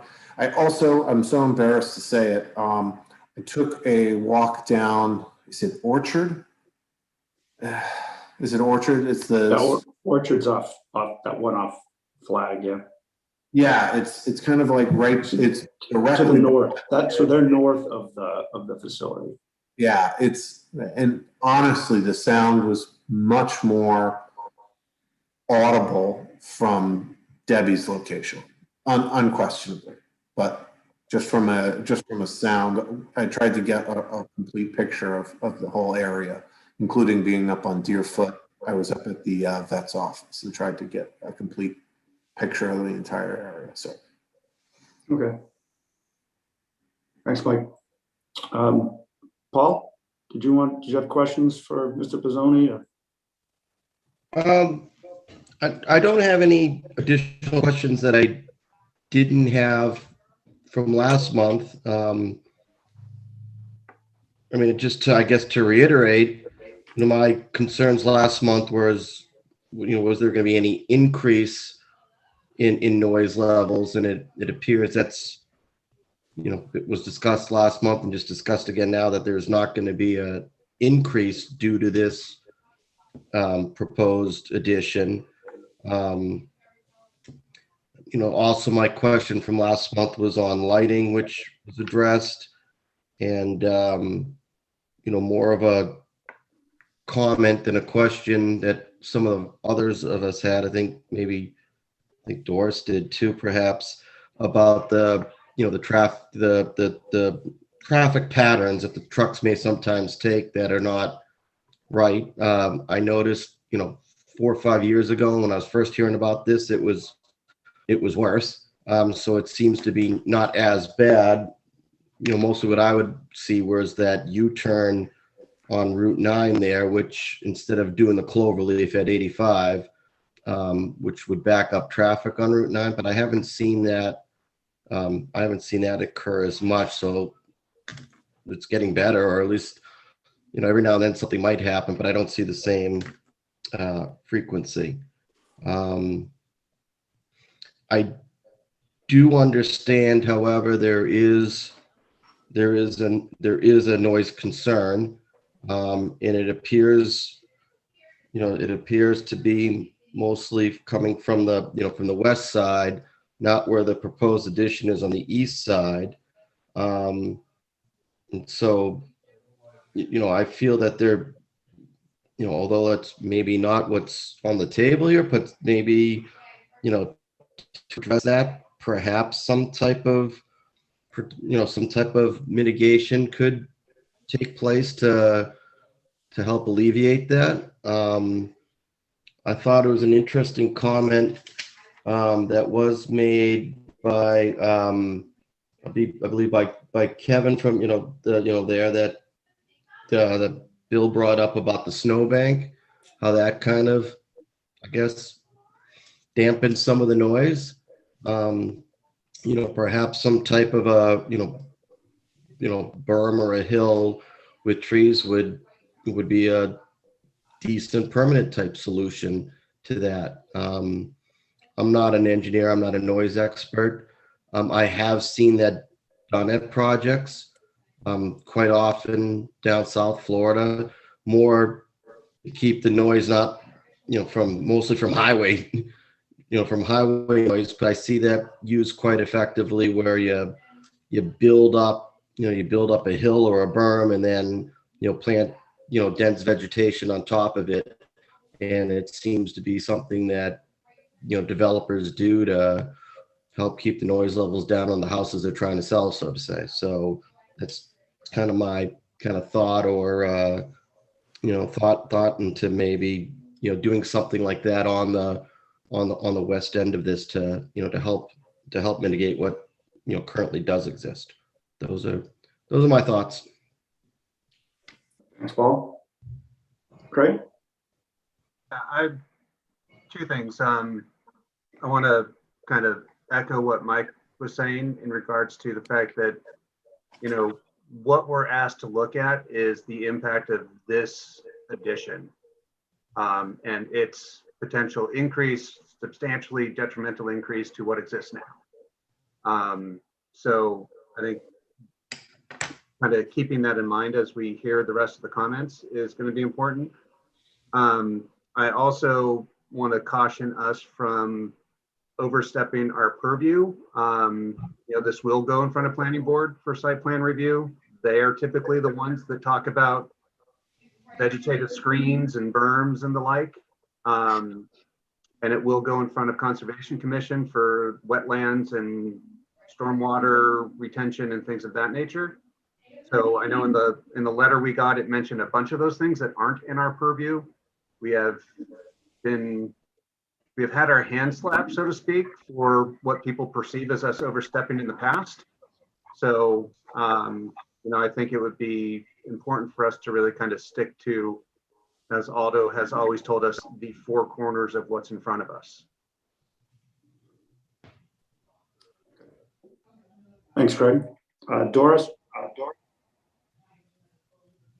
You're on mute. You have to come off mute first. Yeah. Hi. There you go. At our last meeting, I felt very satisfied in answering the questions that I had. And in coming to this meeting, I just had a hope that there would just be outside of what we need to decide on tonight. I echo a lot of what Craig is saying, that there would be some steps in a good direction outside of a feeling of pressure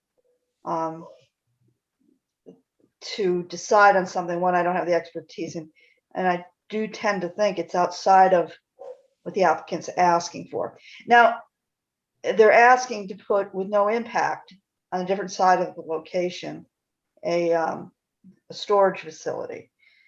So Attorney Pizzoni, I hear your frustration in that regard.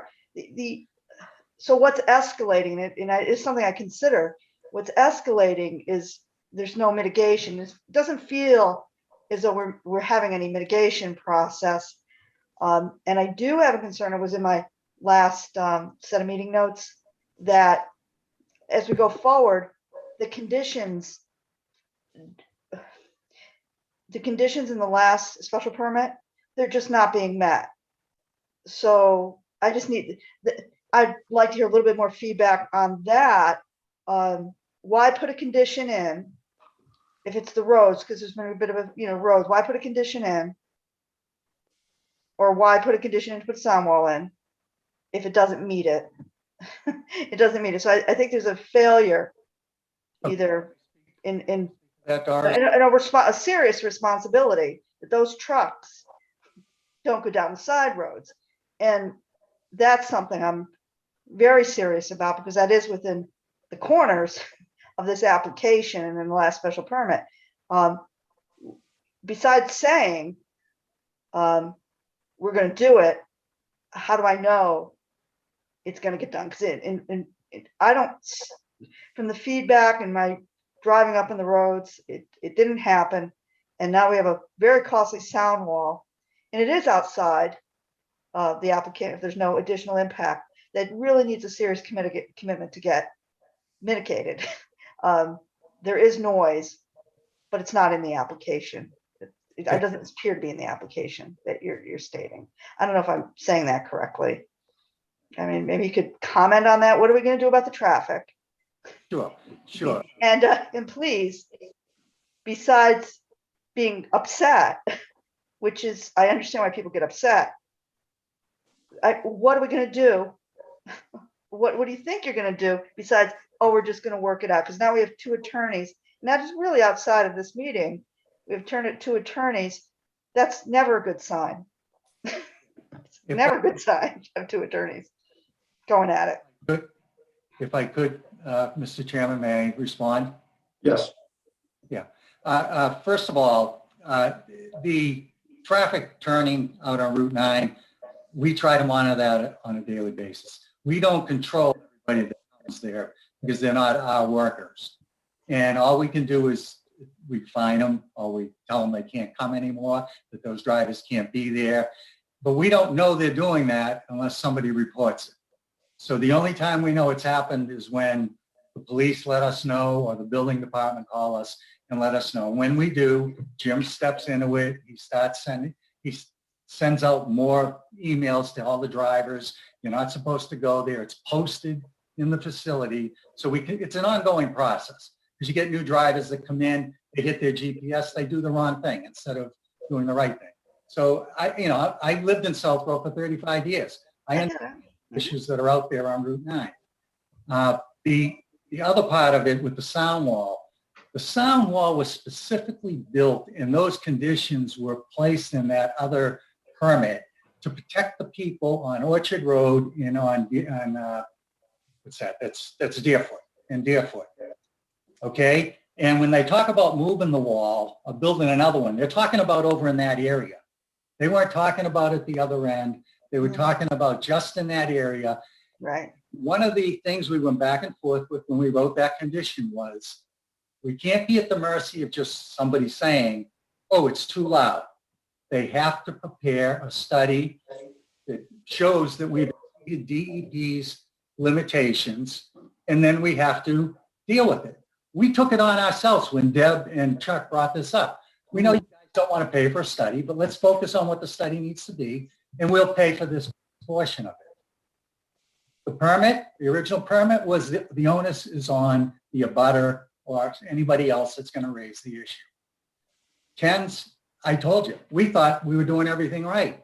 It wasn't until we filed this petition that I knew Deb was still having a problem up there.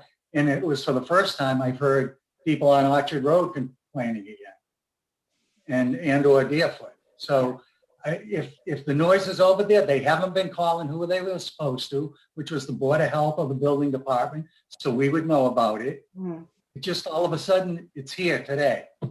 How do we react if people aren't giving us a chance to react? Yeah, I'm listening. I'm trying to listen, of course. I thought I read a letter, and there's definitely a communication that is outside the corners of this. There's a letter that seemed to detail all this communication that could have corresponded that says the problem was ongoing. So either it's true or it's not true. That's all I'm saying. So I got a letter. Now said that could be true or not true. That says there was a step-by-step sets of communication between Kens. Now maybe it went to the wrong person, but there has been communication. So Can you tell me when that letter came? there's a letter, I think Deb attached to the meeting notes that says on this day we spoke, on that day we spoke. And when somebody, certainly when Deb joins in, I'm going to get corrected in some ways, but am I incorrect in saying that, Katie? There was a letter from Deb and it kind of outlines out, we talked, we didn't talk. I can pull it. I saw Deb's letter, but the letter she attached, I thought was from the Deneen's, or somebody did back in 2014, which is something we addressed back in 2014. I'm talking about today. The only notice we ever got, and we had to pull the files from the police department, where we were called out to Chuck's, we were called out to Deb's. We went out there, we didn't hear anything. We came back again, we didn't hear anything. Or we came and we heard a little bit of something this time. So and we responded to that. That's when we started meeting with them last year. But other than that, we have not heard anything from. Okay. Remember, our permits were granted back in 2000. I absolutely know that, Attorney. Right. They were granted, and I understand also that you feel hostage, if I use your own words, you feel hostage that it's not in the application when you're doing a lesser thing, on a lesser expansion on the other side of the building. But there are abutters that are complaining. So that's the problem. I understand the problem. And like we said, and like the past boards have said, if you're exceeding the DEP standards and you have to bring proof forward to show that, we have to address it. That's separate and apart from this addition we're trying to put on. That's something that's ongoing. That's going to be out there forever. It's regulated by the state.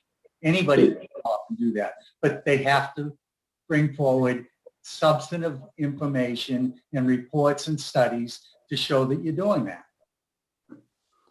If I could interject real quickly here, Bill. I would say that the condition in an earlier special permit was all about the north side. And I think Debbie even admitted, like, there's really nothing in there that applies any longer.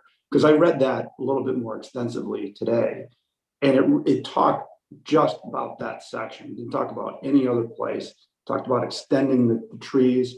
So I don't think that earlier condition applies here. Is all I would say.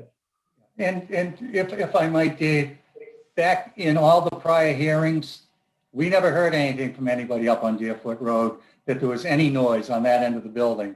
And that's where all the traffic was, except for 2 bay doors. You know, and you know, we know things change, and we do want to be good neighbors. Okay. Did you have anything more, Doris? No, it's more of a comment that there's a set of parties that say they didn't hear, and there's a set of parties that said they communicated. So, I mean, that I don't need to hear more about. Yeah, I mean, my understanding. I don't need to hear more about that. From talking to the building commissioner is, you know, there were some police reports, which Bill referenced, but I don't think she had anything else other than those police reports, which seemed to be bunched up in, I think it was January and February of 2020. I think there was 3 of them. So, okay. I'm sorry, Doris, are you set now, or? Am I set? Yeah. I'm definitely set. Yes, I'm absolutely set. No problem. Thank you, Attorney Pizzoni.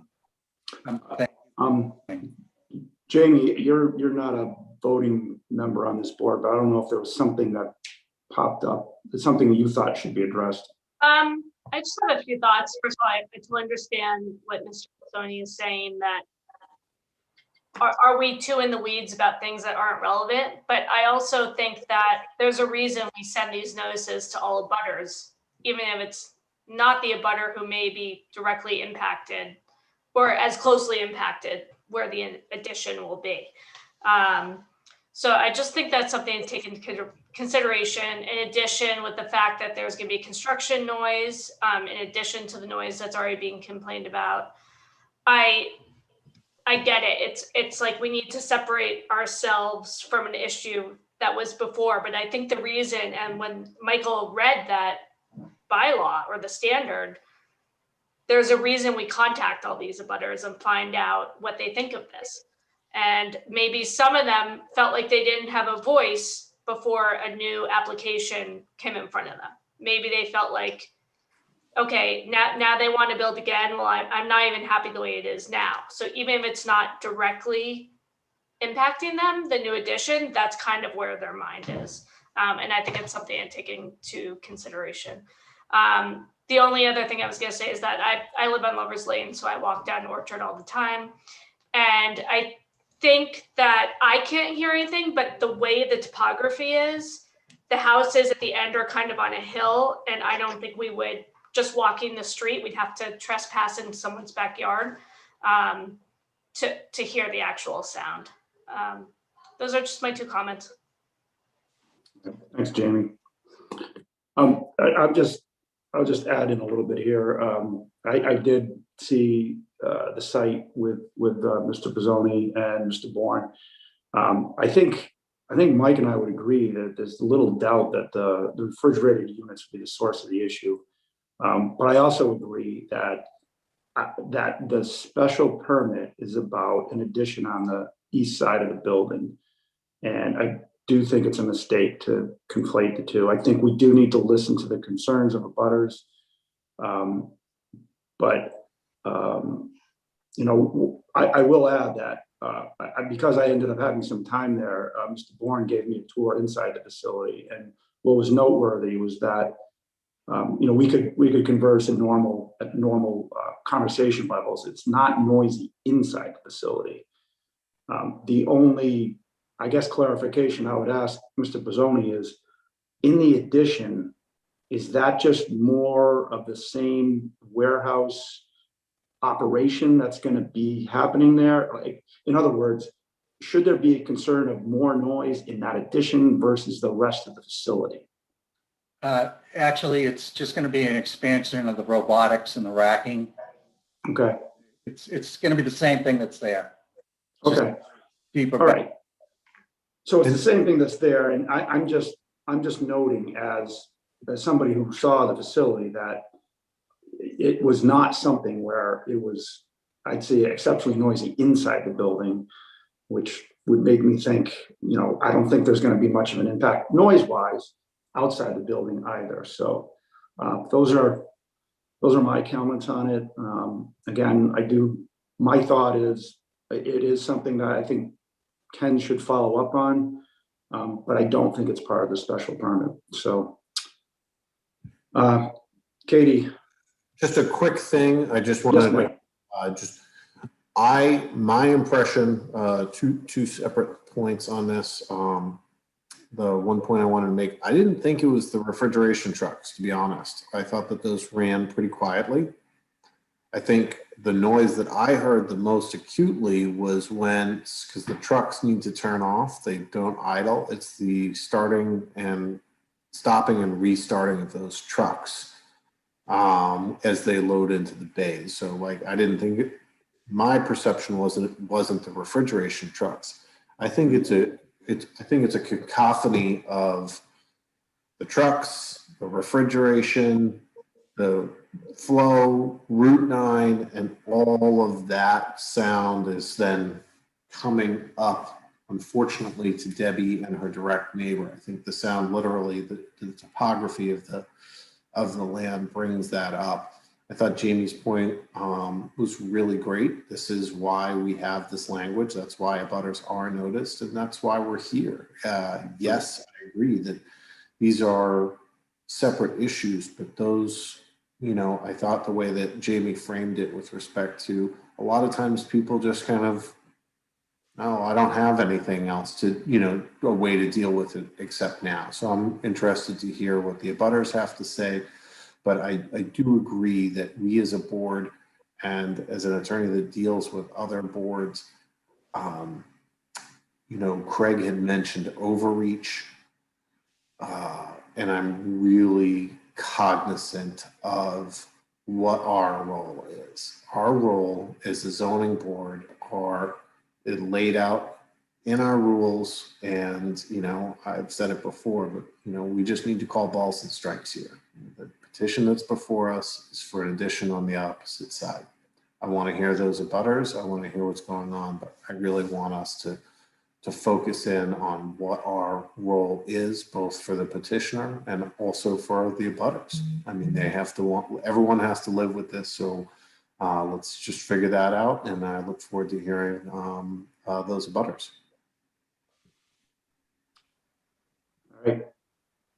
All right. Katie, I think we could probably let some of the abutters in, or the public. Yep, the first person with their hand up is Mr. Bartolini.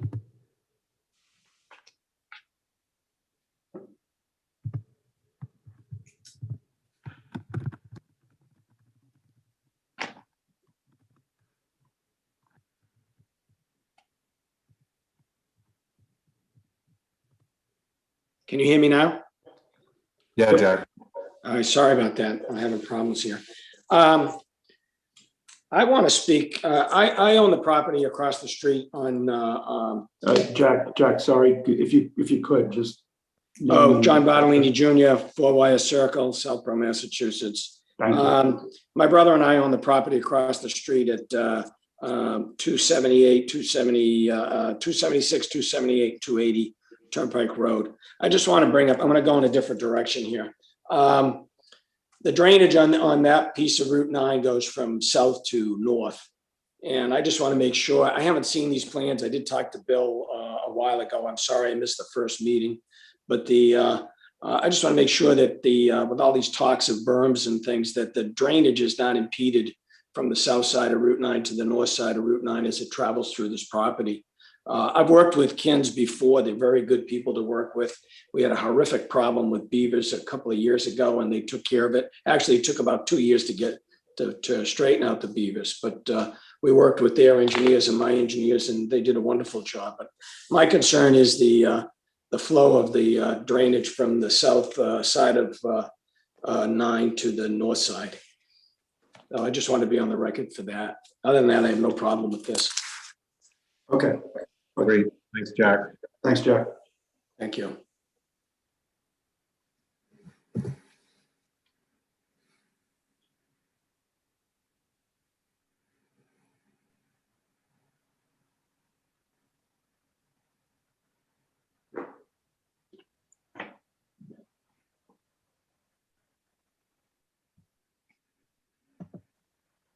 Can everyone hear me?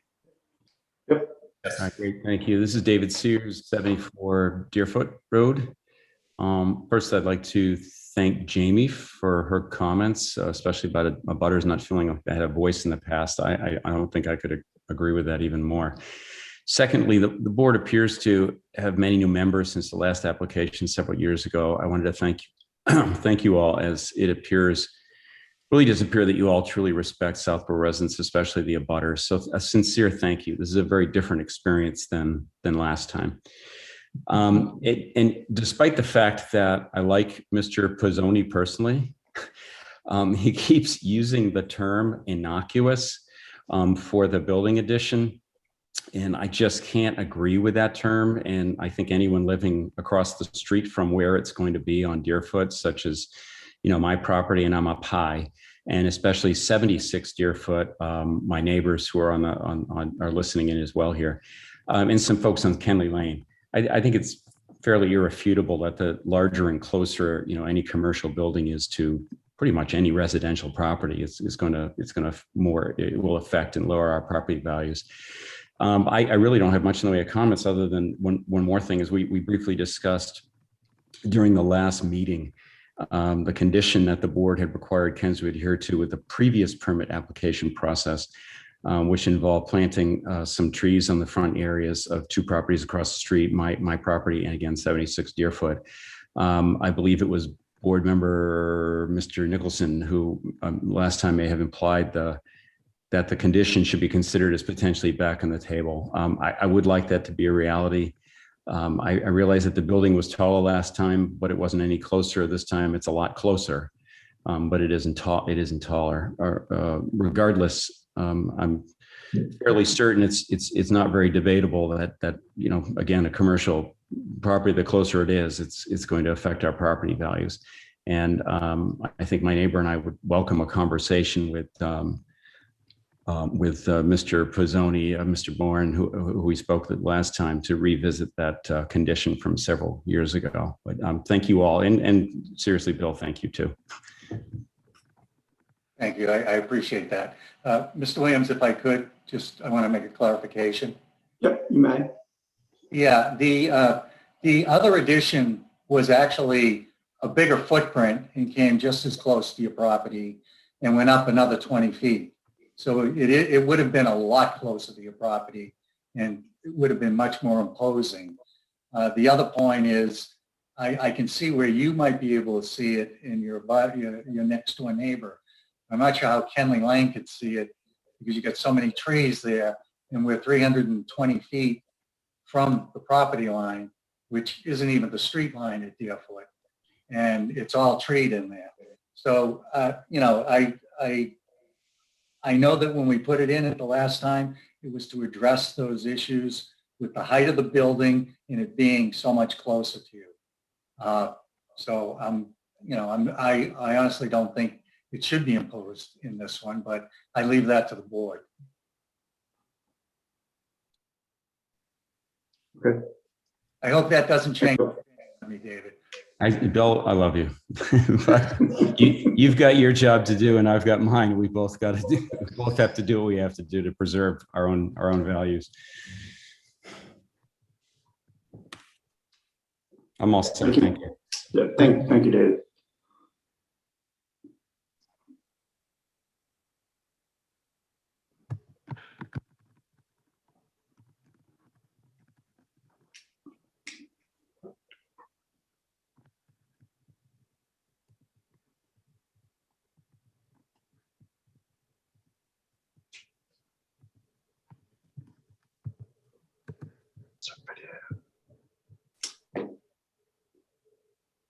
Good evening. This is Nathaniel Stevens. Can you hear me okay? Yep. Okay. Thanks. I'm Nathaniel Stevens from McGregor and Legier in Boston, and I represent Debbie and Kevin Farrington of 58 Flag Road. I submitted a letter yesterday detailing how the proposed expansion of Ken's Foods does not meet the standards for a special permit. Debbie's and Kevin's sound expert, Mark Wallace, would like to speak after me. Given the existing and historic noise and traffic issues of the current facility, this operation is presently failing the standards for a special permit because its benefits are not outweighing the adverse effects on the town, the neighbors, the health, and the safety of the town residents. It's not in harmony with the purposes of the zoning bylaw. It is in conflict with public health. We have not seen sufficient evidence that the proposed addition will not change this balance.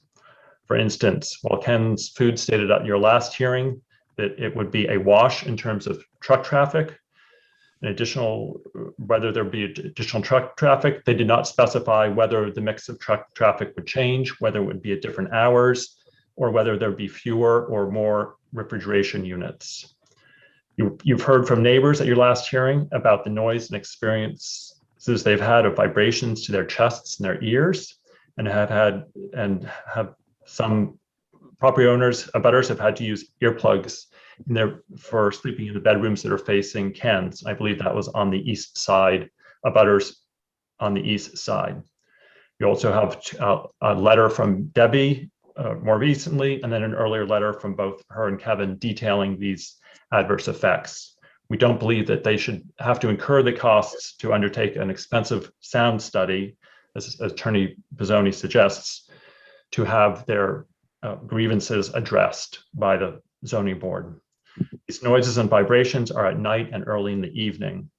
We don't believe that any of the zoning board members have visited the site at those hours, obviously perhaps for good reason, but we don't believe that sufficient due diligence has been done on this. These sounds and vibrations are disrupting people's lives and their ability to work.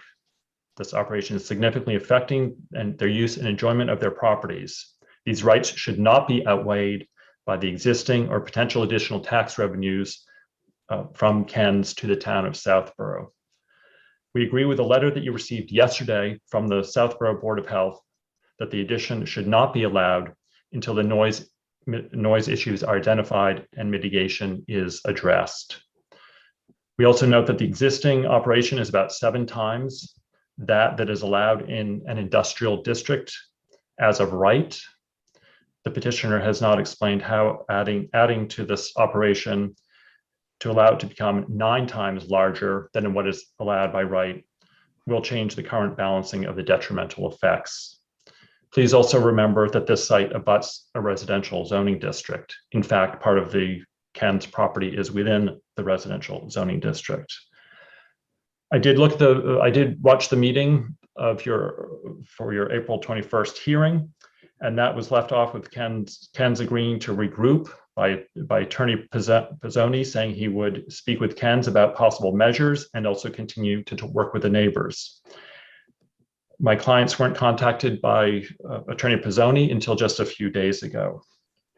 Clearly, with the existing noise issues not addressed and the applicant having not sufficiently demonstrated how the new facility will not add to these issues, we ask the ZBA to deny this special permit. In the alternative, we ask that the ZBA continue this matter to another night to give everyone more time to work on this and see what solutions can be developed and included as possible special permit conditions.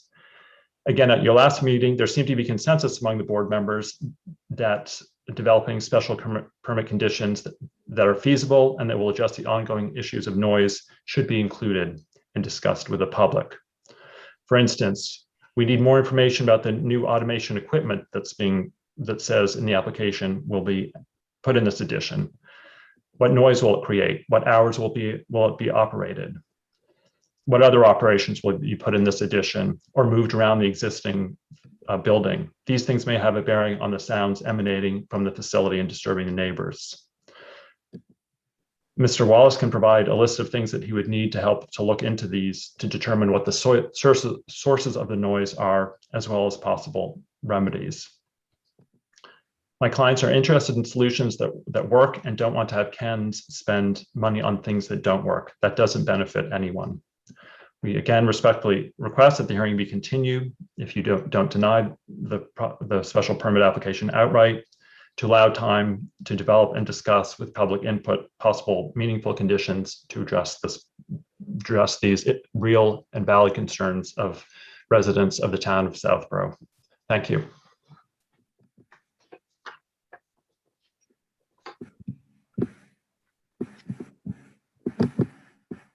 Thank you.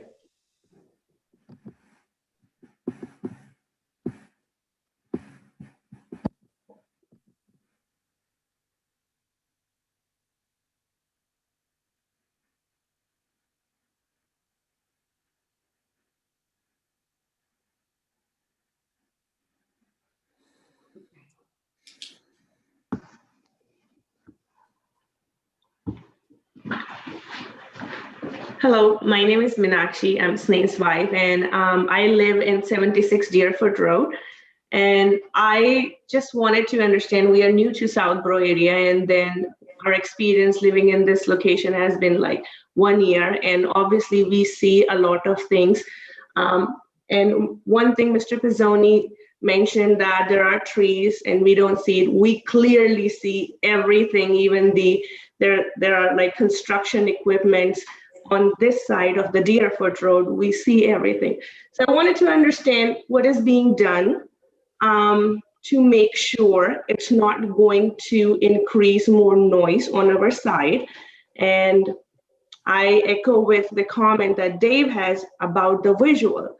What is being done if on that side of the property to maybe like high minimize the noise and help us on our side with the visual and the noise both.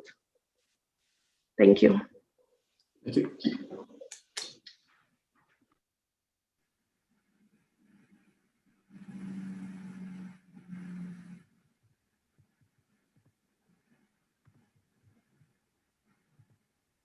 Thank you very much. I wasn't sure if you were done, but I just wanted to say thank you for your comments on that.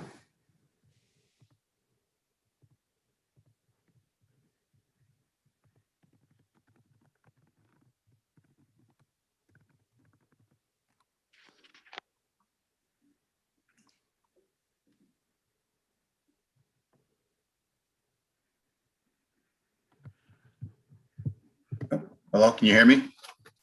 We can. Yes. Yes, good evening, Mr. Chair. For the record, my name is Mark Wallace. I'm a vice president at Tech Environmental. We are located at 303 Wyman Street, Suite 295 in Waltham, Massachusetts. I'm a sound consultant with over 33 years of experience addressing noise issues in the New England area. I was retained to perform a peer review of the June 12th, 2020 Ken's Foods facility noise analysis prepared by David Coat Consulting, and I had forwarded a copy of my letter to the board. I would like to just provide a brief summary of my findings. The sound study included both on-site and community noise measurements to address complaints about truck noise from the neighbors on the west side of the facility. Specifically, the sound study focused on truck refrigeration units and its possible potential for low frequency noise impacts.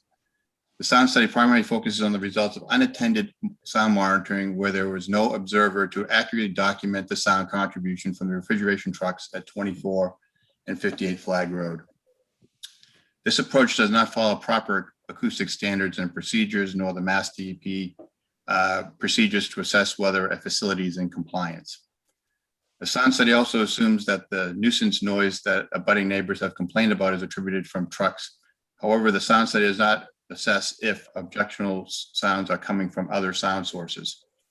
Overall, it's my expert opinion that the sound study does not follow proper acoustic standards and procedures to assess compliance with the Mass DEP noise regulations under 310 CMR 7.10 and the Mass DEP noise policy requirements.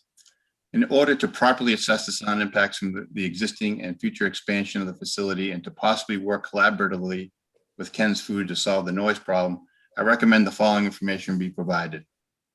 Log reports of the trucking and loading dock operations for the existing facility during the time that the David Coat Consulting sound study was performed. The raw sound data files from that study. Manufacturing specifications and sound data for the existing and future expansion rooftop HVAC equipment. Any future changes in operation hours of operation of trucking and loading dock area to related to the expansion, and a list of equipment and sound specification data for outdoor, indoor mechanical equipment such as waste compactors and other hydraulic and compressor equipment for both the existing and future expansion. I thank you for the opportunity to provide my summation on my peer review and recommendations. Thank you. Thank you very much. Thanks, Mark. Mark, thank you.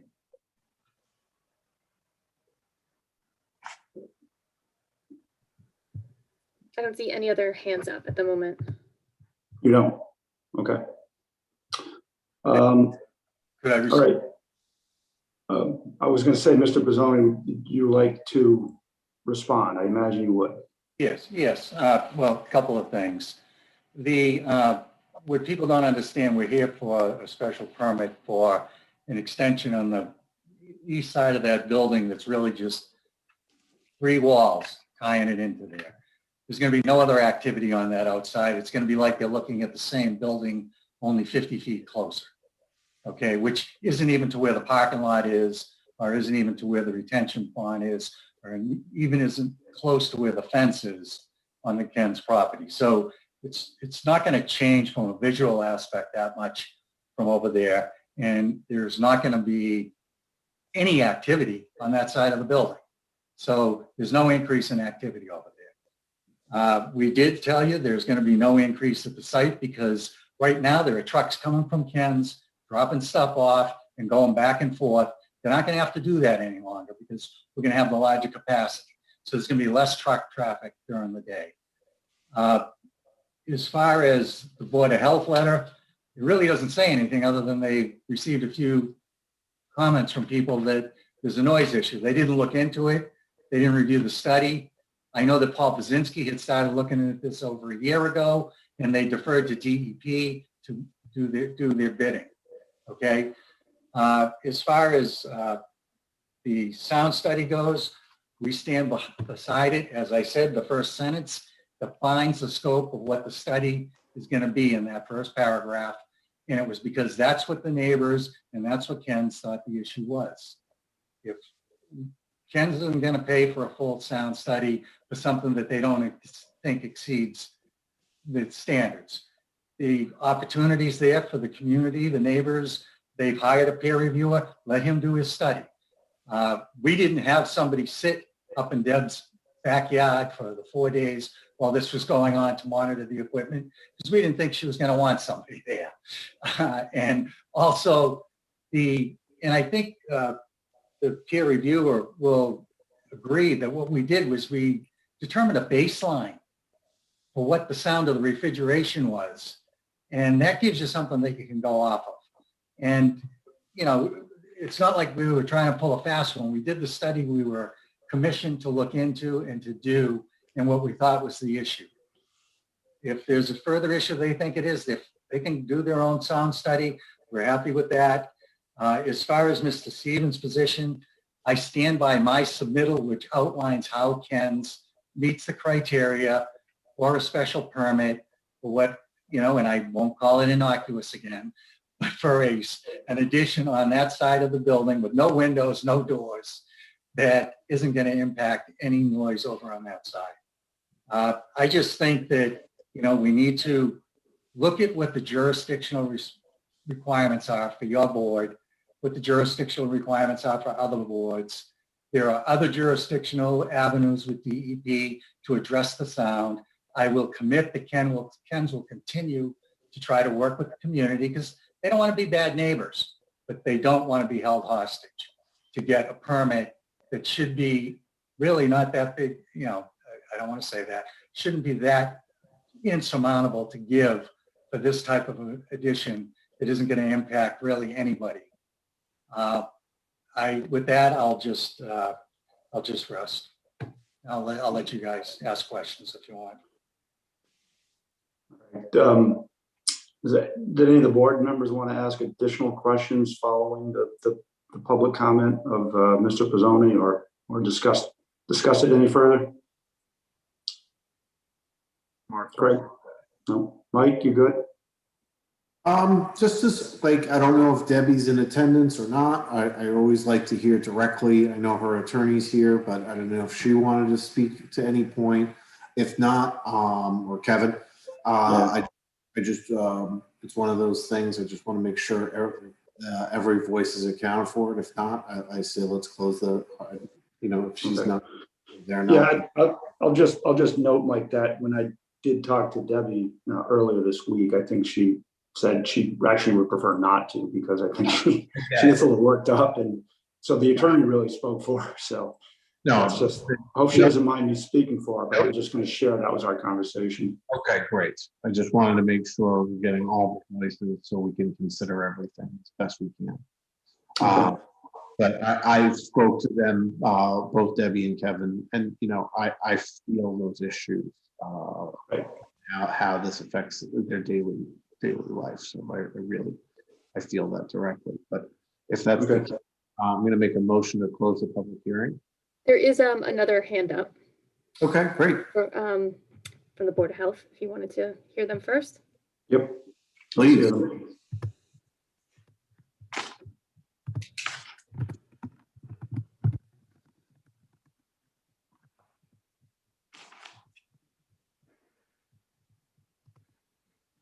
Hi, Heather Alker from Board of Health. I only joined into this position mid-January, so obviously this is all new to me.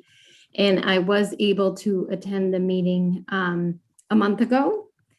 And I understand how the west side and Deb, that's sort of a different issue than the current proposal. But my concern tonight was, And unfortunately, I was in another meeting at the same time, so I only heard some of the abutters, but David Sears, there may have been another. My memory from a month ago, there were other abutters on that east side who were concerned about this proposed expansion. But did we just hear less of them tonight?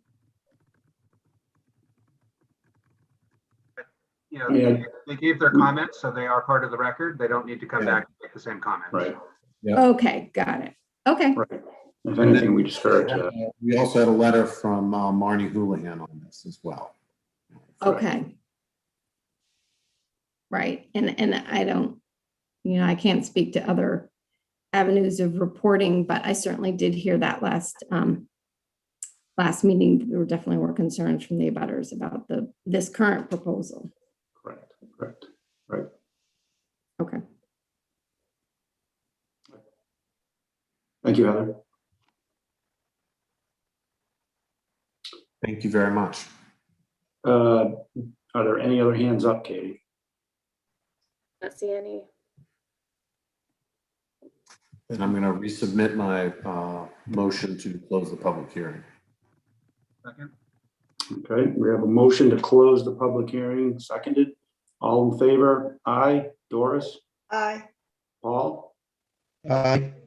Mike? Aye. Craig? Aye. And aye for Williams. Right.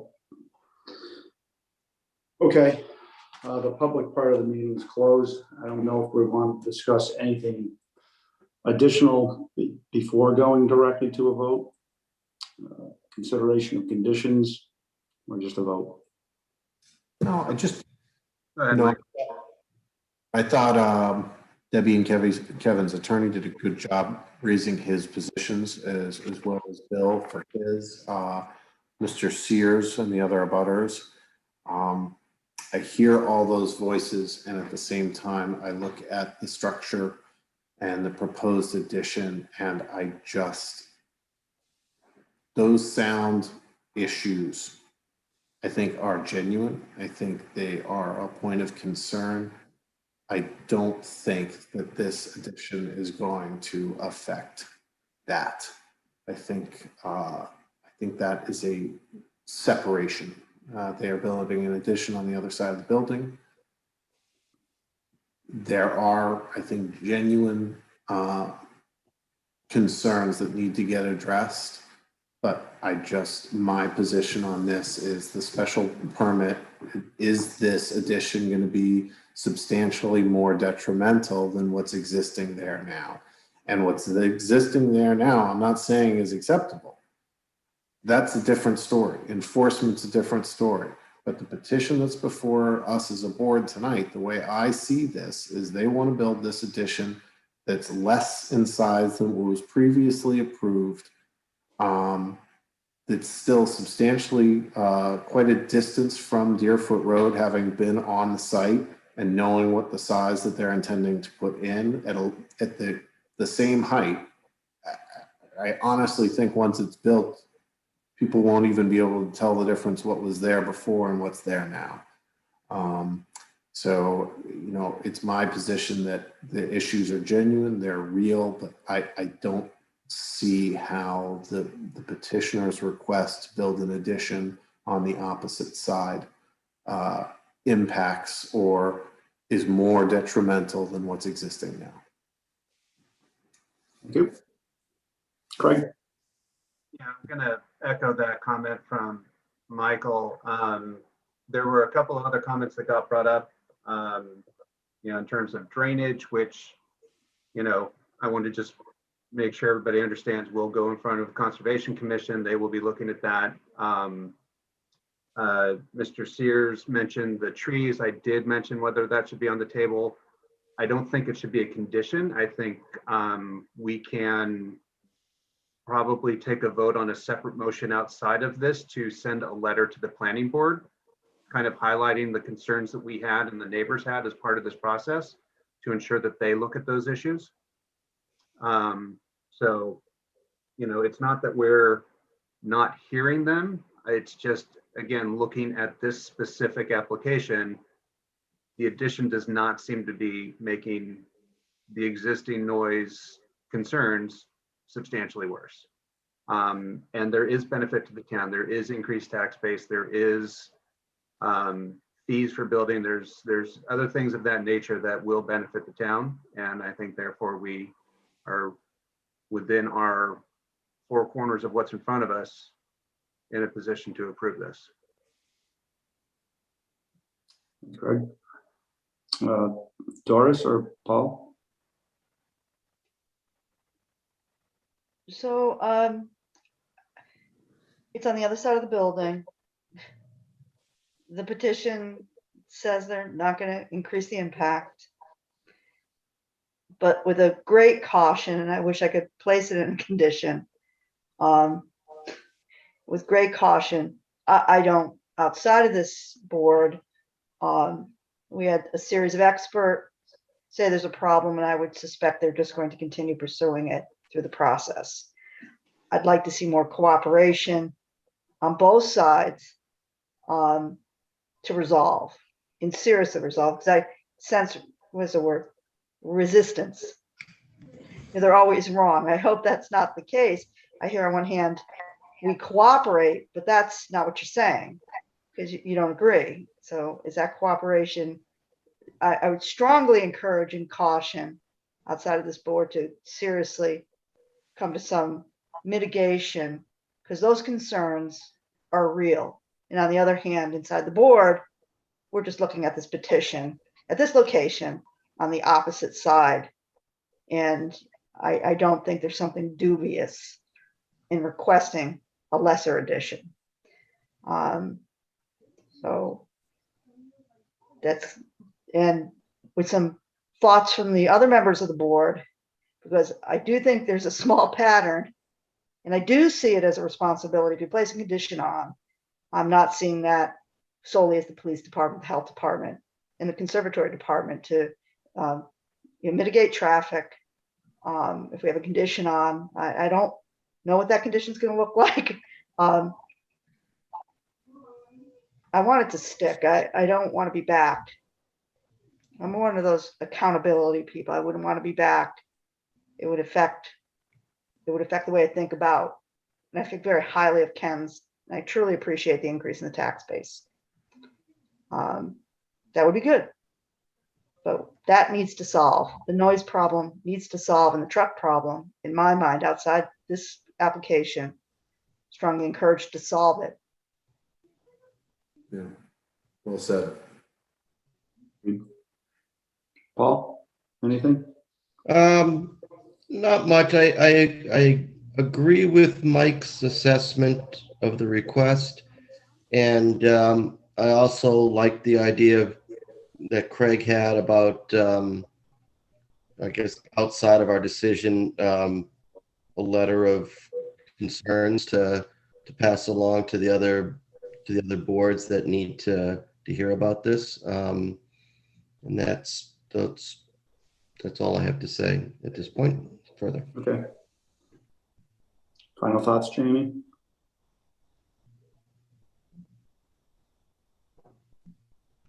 Nothing major. I understand the point of the petition. I don't love the wording of being held hostage. And I also don't like the wording that, well, this is a give me permit. We're just going to give this. It was an automatic. So why are we questioning it now? I think that kind of questions why we have a board in the first place. So I understand what you're saying about how typically this would be an easier confirmation without these sound issues. I also think that Mr. Pizzoni opened the door to the abutter complaints when he said, "Oh, we haven't heard anything." Well, there are complaints. So I completely understand both sides. I just wanted to point that out. I don't get a vote, so those are my thoughts. Right, so I'll thank you, Jamie, and everyone. I'll try to be brief here. I think I echo what Craig and Mike and Paul have said, that there is a serious sound issue that I think Ken's needs to address, but I do not think that has any connection to the special permit application in this case. I would say history would suggest that they are good neighbors, and I don't have any reason not to believe him that they're going to continue to be good neighbors. So I think the idea of sending something to the planning board is good. I also actually just want to make a minor point where Mr. Pizzoni noted that the Board of Health submitted, a memo, but he's correct in saying that all it really did is said their neighbors have concerns. There's no data saying this is the problem. So I think that's separately. I think that's to be pursued separately. So, all right, that's it. I've said my piece. I will move to grant the special permit application for 325 Turnpike Road. I'll second that. All right, we have a motion to approve the special permit as written with a second. All in favor, say aye. Doris?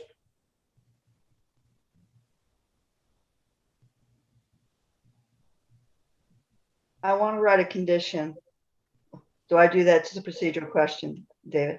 Well, we had a motion and it was seconded, so now we need to vote on it. Just yes or no, no conditions. Yeah, correct. It's just for, this is a procedural, if you wanted to add a condition or change that, you'd vote no. But it's just, I think it's just. Well, I mean, we can discuss, and if she wants to make another proposal, she may, or. Yeah. I think you can ask to amend the motion on the, right, okay. Yeah, and then we'll vote on whether or not we accept that condition. The amended motion? Yeah, that makes sense. That would follow the typical town. Right, it's just a matter of order and someone correct me. So I would make a motion. I'm gonna say this wrong. I'd make a motion to amend the vote for a condition. Am I saying that correctly? Yeah, I think what you want to do is move to amend the motion to add a condition to the approval. And then you can just tell. Wow, okay, it's a mouthful. I move to make a motion to amend the condition, the approval of the proposal. And what's the condition that you'd like to add? The proposal would be, and certainly with the support of you guys, the proposal would be, and you correct me, is a continuance of the traffic monitoring, commitment to the traffic monitoring and approval of special permit. There's a special permit number, maybe 3 or 4 years ago, that just to recommit to that. Okay. Traffic shouldn't increase according to the permit, but the turning of reiterate for word reiterate the Middle Road and the Flag Road turnabouts are to be monitored. I could use the same wording, in fact, of the other special permit. So, Craig, what would be the procedure here? Do we need to vote on the amended motion first, like town meeting does, or how does it work? We need to. Well, you'd have to have someone second what she's proposed. That's what I was. Right. Then we can discuss. Okay. Do we have a second to Doris's amended motion? I do not second it, and I would propose that, as stated by Craig, was adequate. And I understand Doris's concern and statement, and I think that would be best addressed in this letter that Craig had referenced that we do to send this along, because I don't believe like the ongoing monitoring of traffic is like germane to what the request for the special permit is here. Yeah, and I would find it adequate if Greg puts it in the letter specifically, sound and traffic control to the planning board. That that would be, I see your point. That would be adequate for me. Okay, can you withdraw your motion then? Okay, so I'm going to withdraw my motion to, Back to the original All right. motion. all right, okay. So that brings us back to the original motion, which was to approve it as written, seconded by Paul.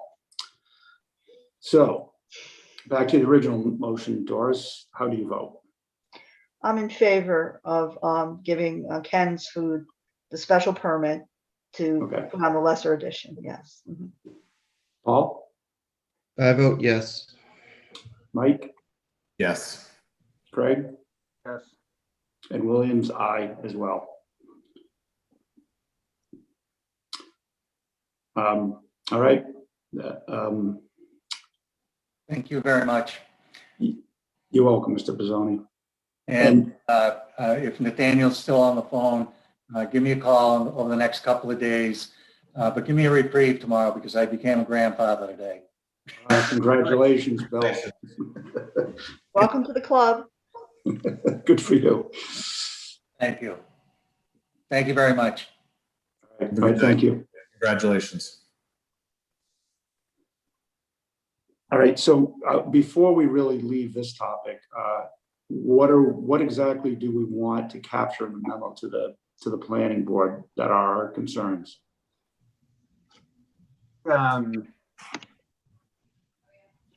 I think the main things that we're asking them to look at in terms of the site plan review are berms and plantings on the west side of the property to mitigate noise, as well as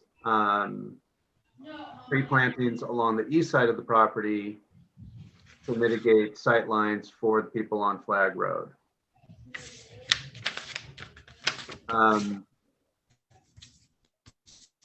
We will also mention that,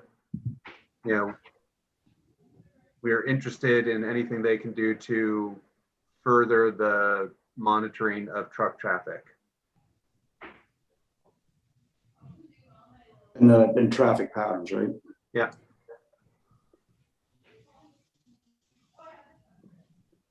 Did we want to address, I thought we had done that adequately in the last meeting, address soil drainage.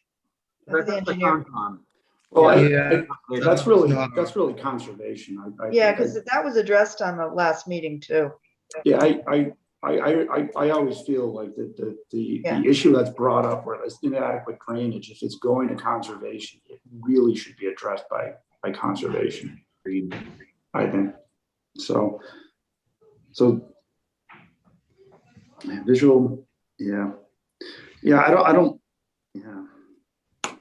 Okay, and we don't. I don't think we want to go down the path of Ken's commits to continuing to work with the neighbors. That's question. I'm not thinking. I don't think that's a good condition. No, and these are conditions, suggestions. Yeah, these are highlights of our concerns. Yeah. That got brought up that we did not feel were in our purview to provide conditions on, but wanted to make sure the appropriate boards were aware of. Right. Okay.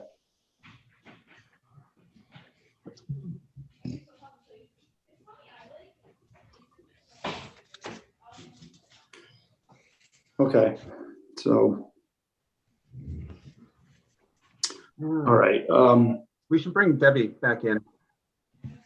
I think at this point, if she's still there. Or I do want to mention there is another hand up. I don't know the public. Public meeting is closed though. Yeah, we don't really have a public comment section of our meetings. So we do see that Mr. Sears has his hand up.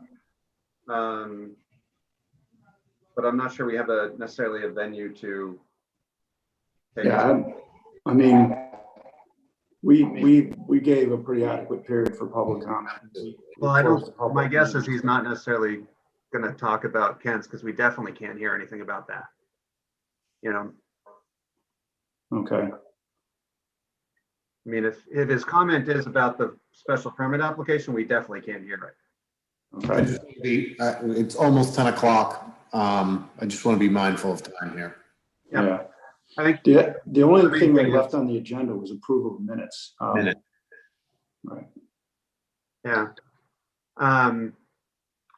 So Mr. Sears, if you do have a comment that you would like us to hear, then I would suggest sending an email or getting in touch with Katie. Yeah, we definitely want to hear from, we definitely want to hear from him, but you know, I'm running out of time. Yep. Yeah, yeah. I think we've been more than reasonable in terms of the time.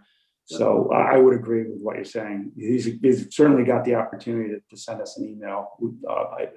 I've received other emails, so they certainly have that ability, but I do think we should try to close the meeting by having a look at or discussing the minutes from the last meeting. I did take a look at them today. I mean, there was a lot there, but I mean, in my opinion, Katie did a really good job. I like them the way they are. I don't know how everybody else felt about them. I looked at them also, and I agree there was quite a bit, but I do think it captured accurately what transpired. Same with me. All right. Make a motion to approve the minutes as drafted. I'll second that. All right. A motion to approve the minutes as written, seconded. All in favor, say aye. Doris? Aye. Paul? Aye. Mike? Aye. Craig? And aye for Williams. Right, the minutes are approved.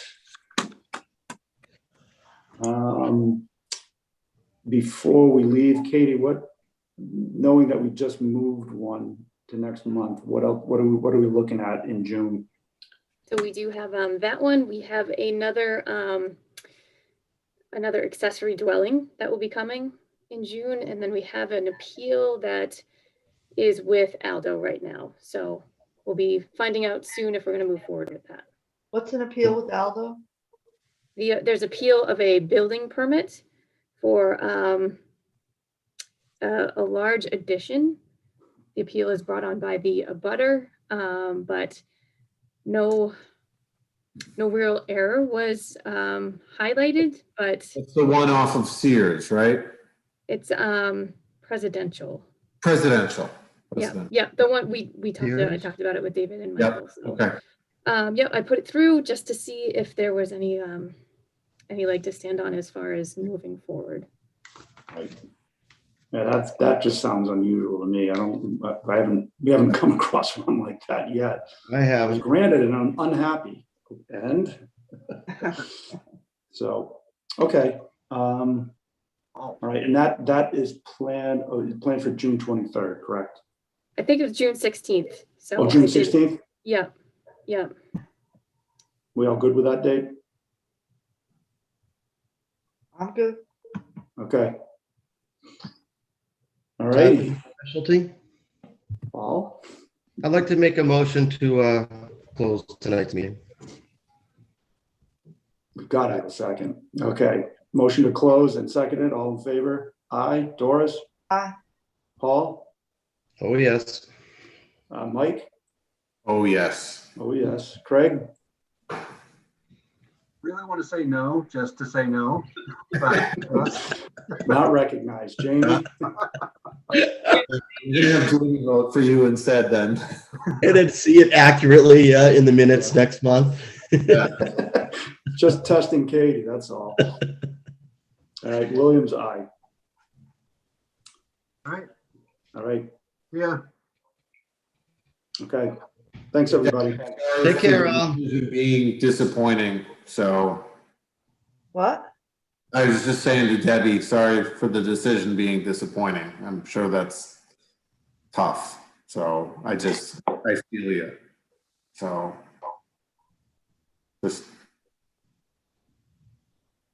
yeah, I just wanted to acknowledge that. Yeah, sucks. it is tough. Well, I thought that was difficult for me. Do we need to be live if the meeting's closed? No. No, we really should be off. Take care, everyone. All right. Good night, everyone. Night, everybody. Take care, everyone. Have a good evening.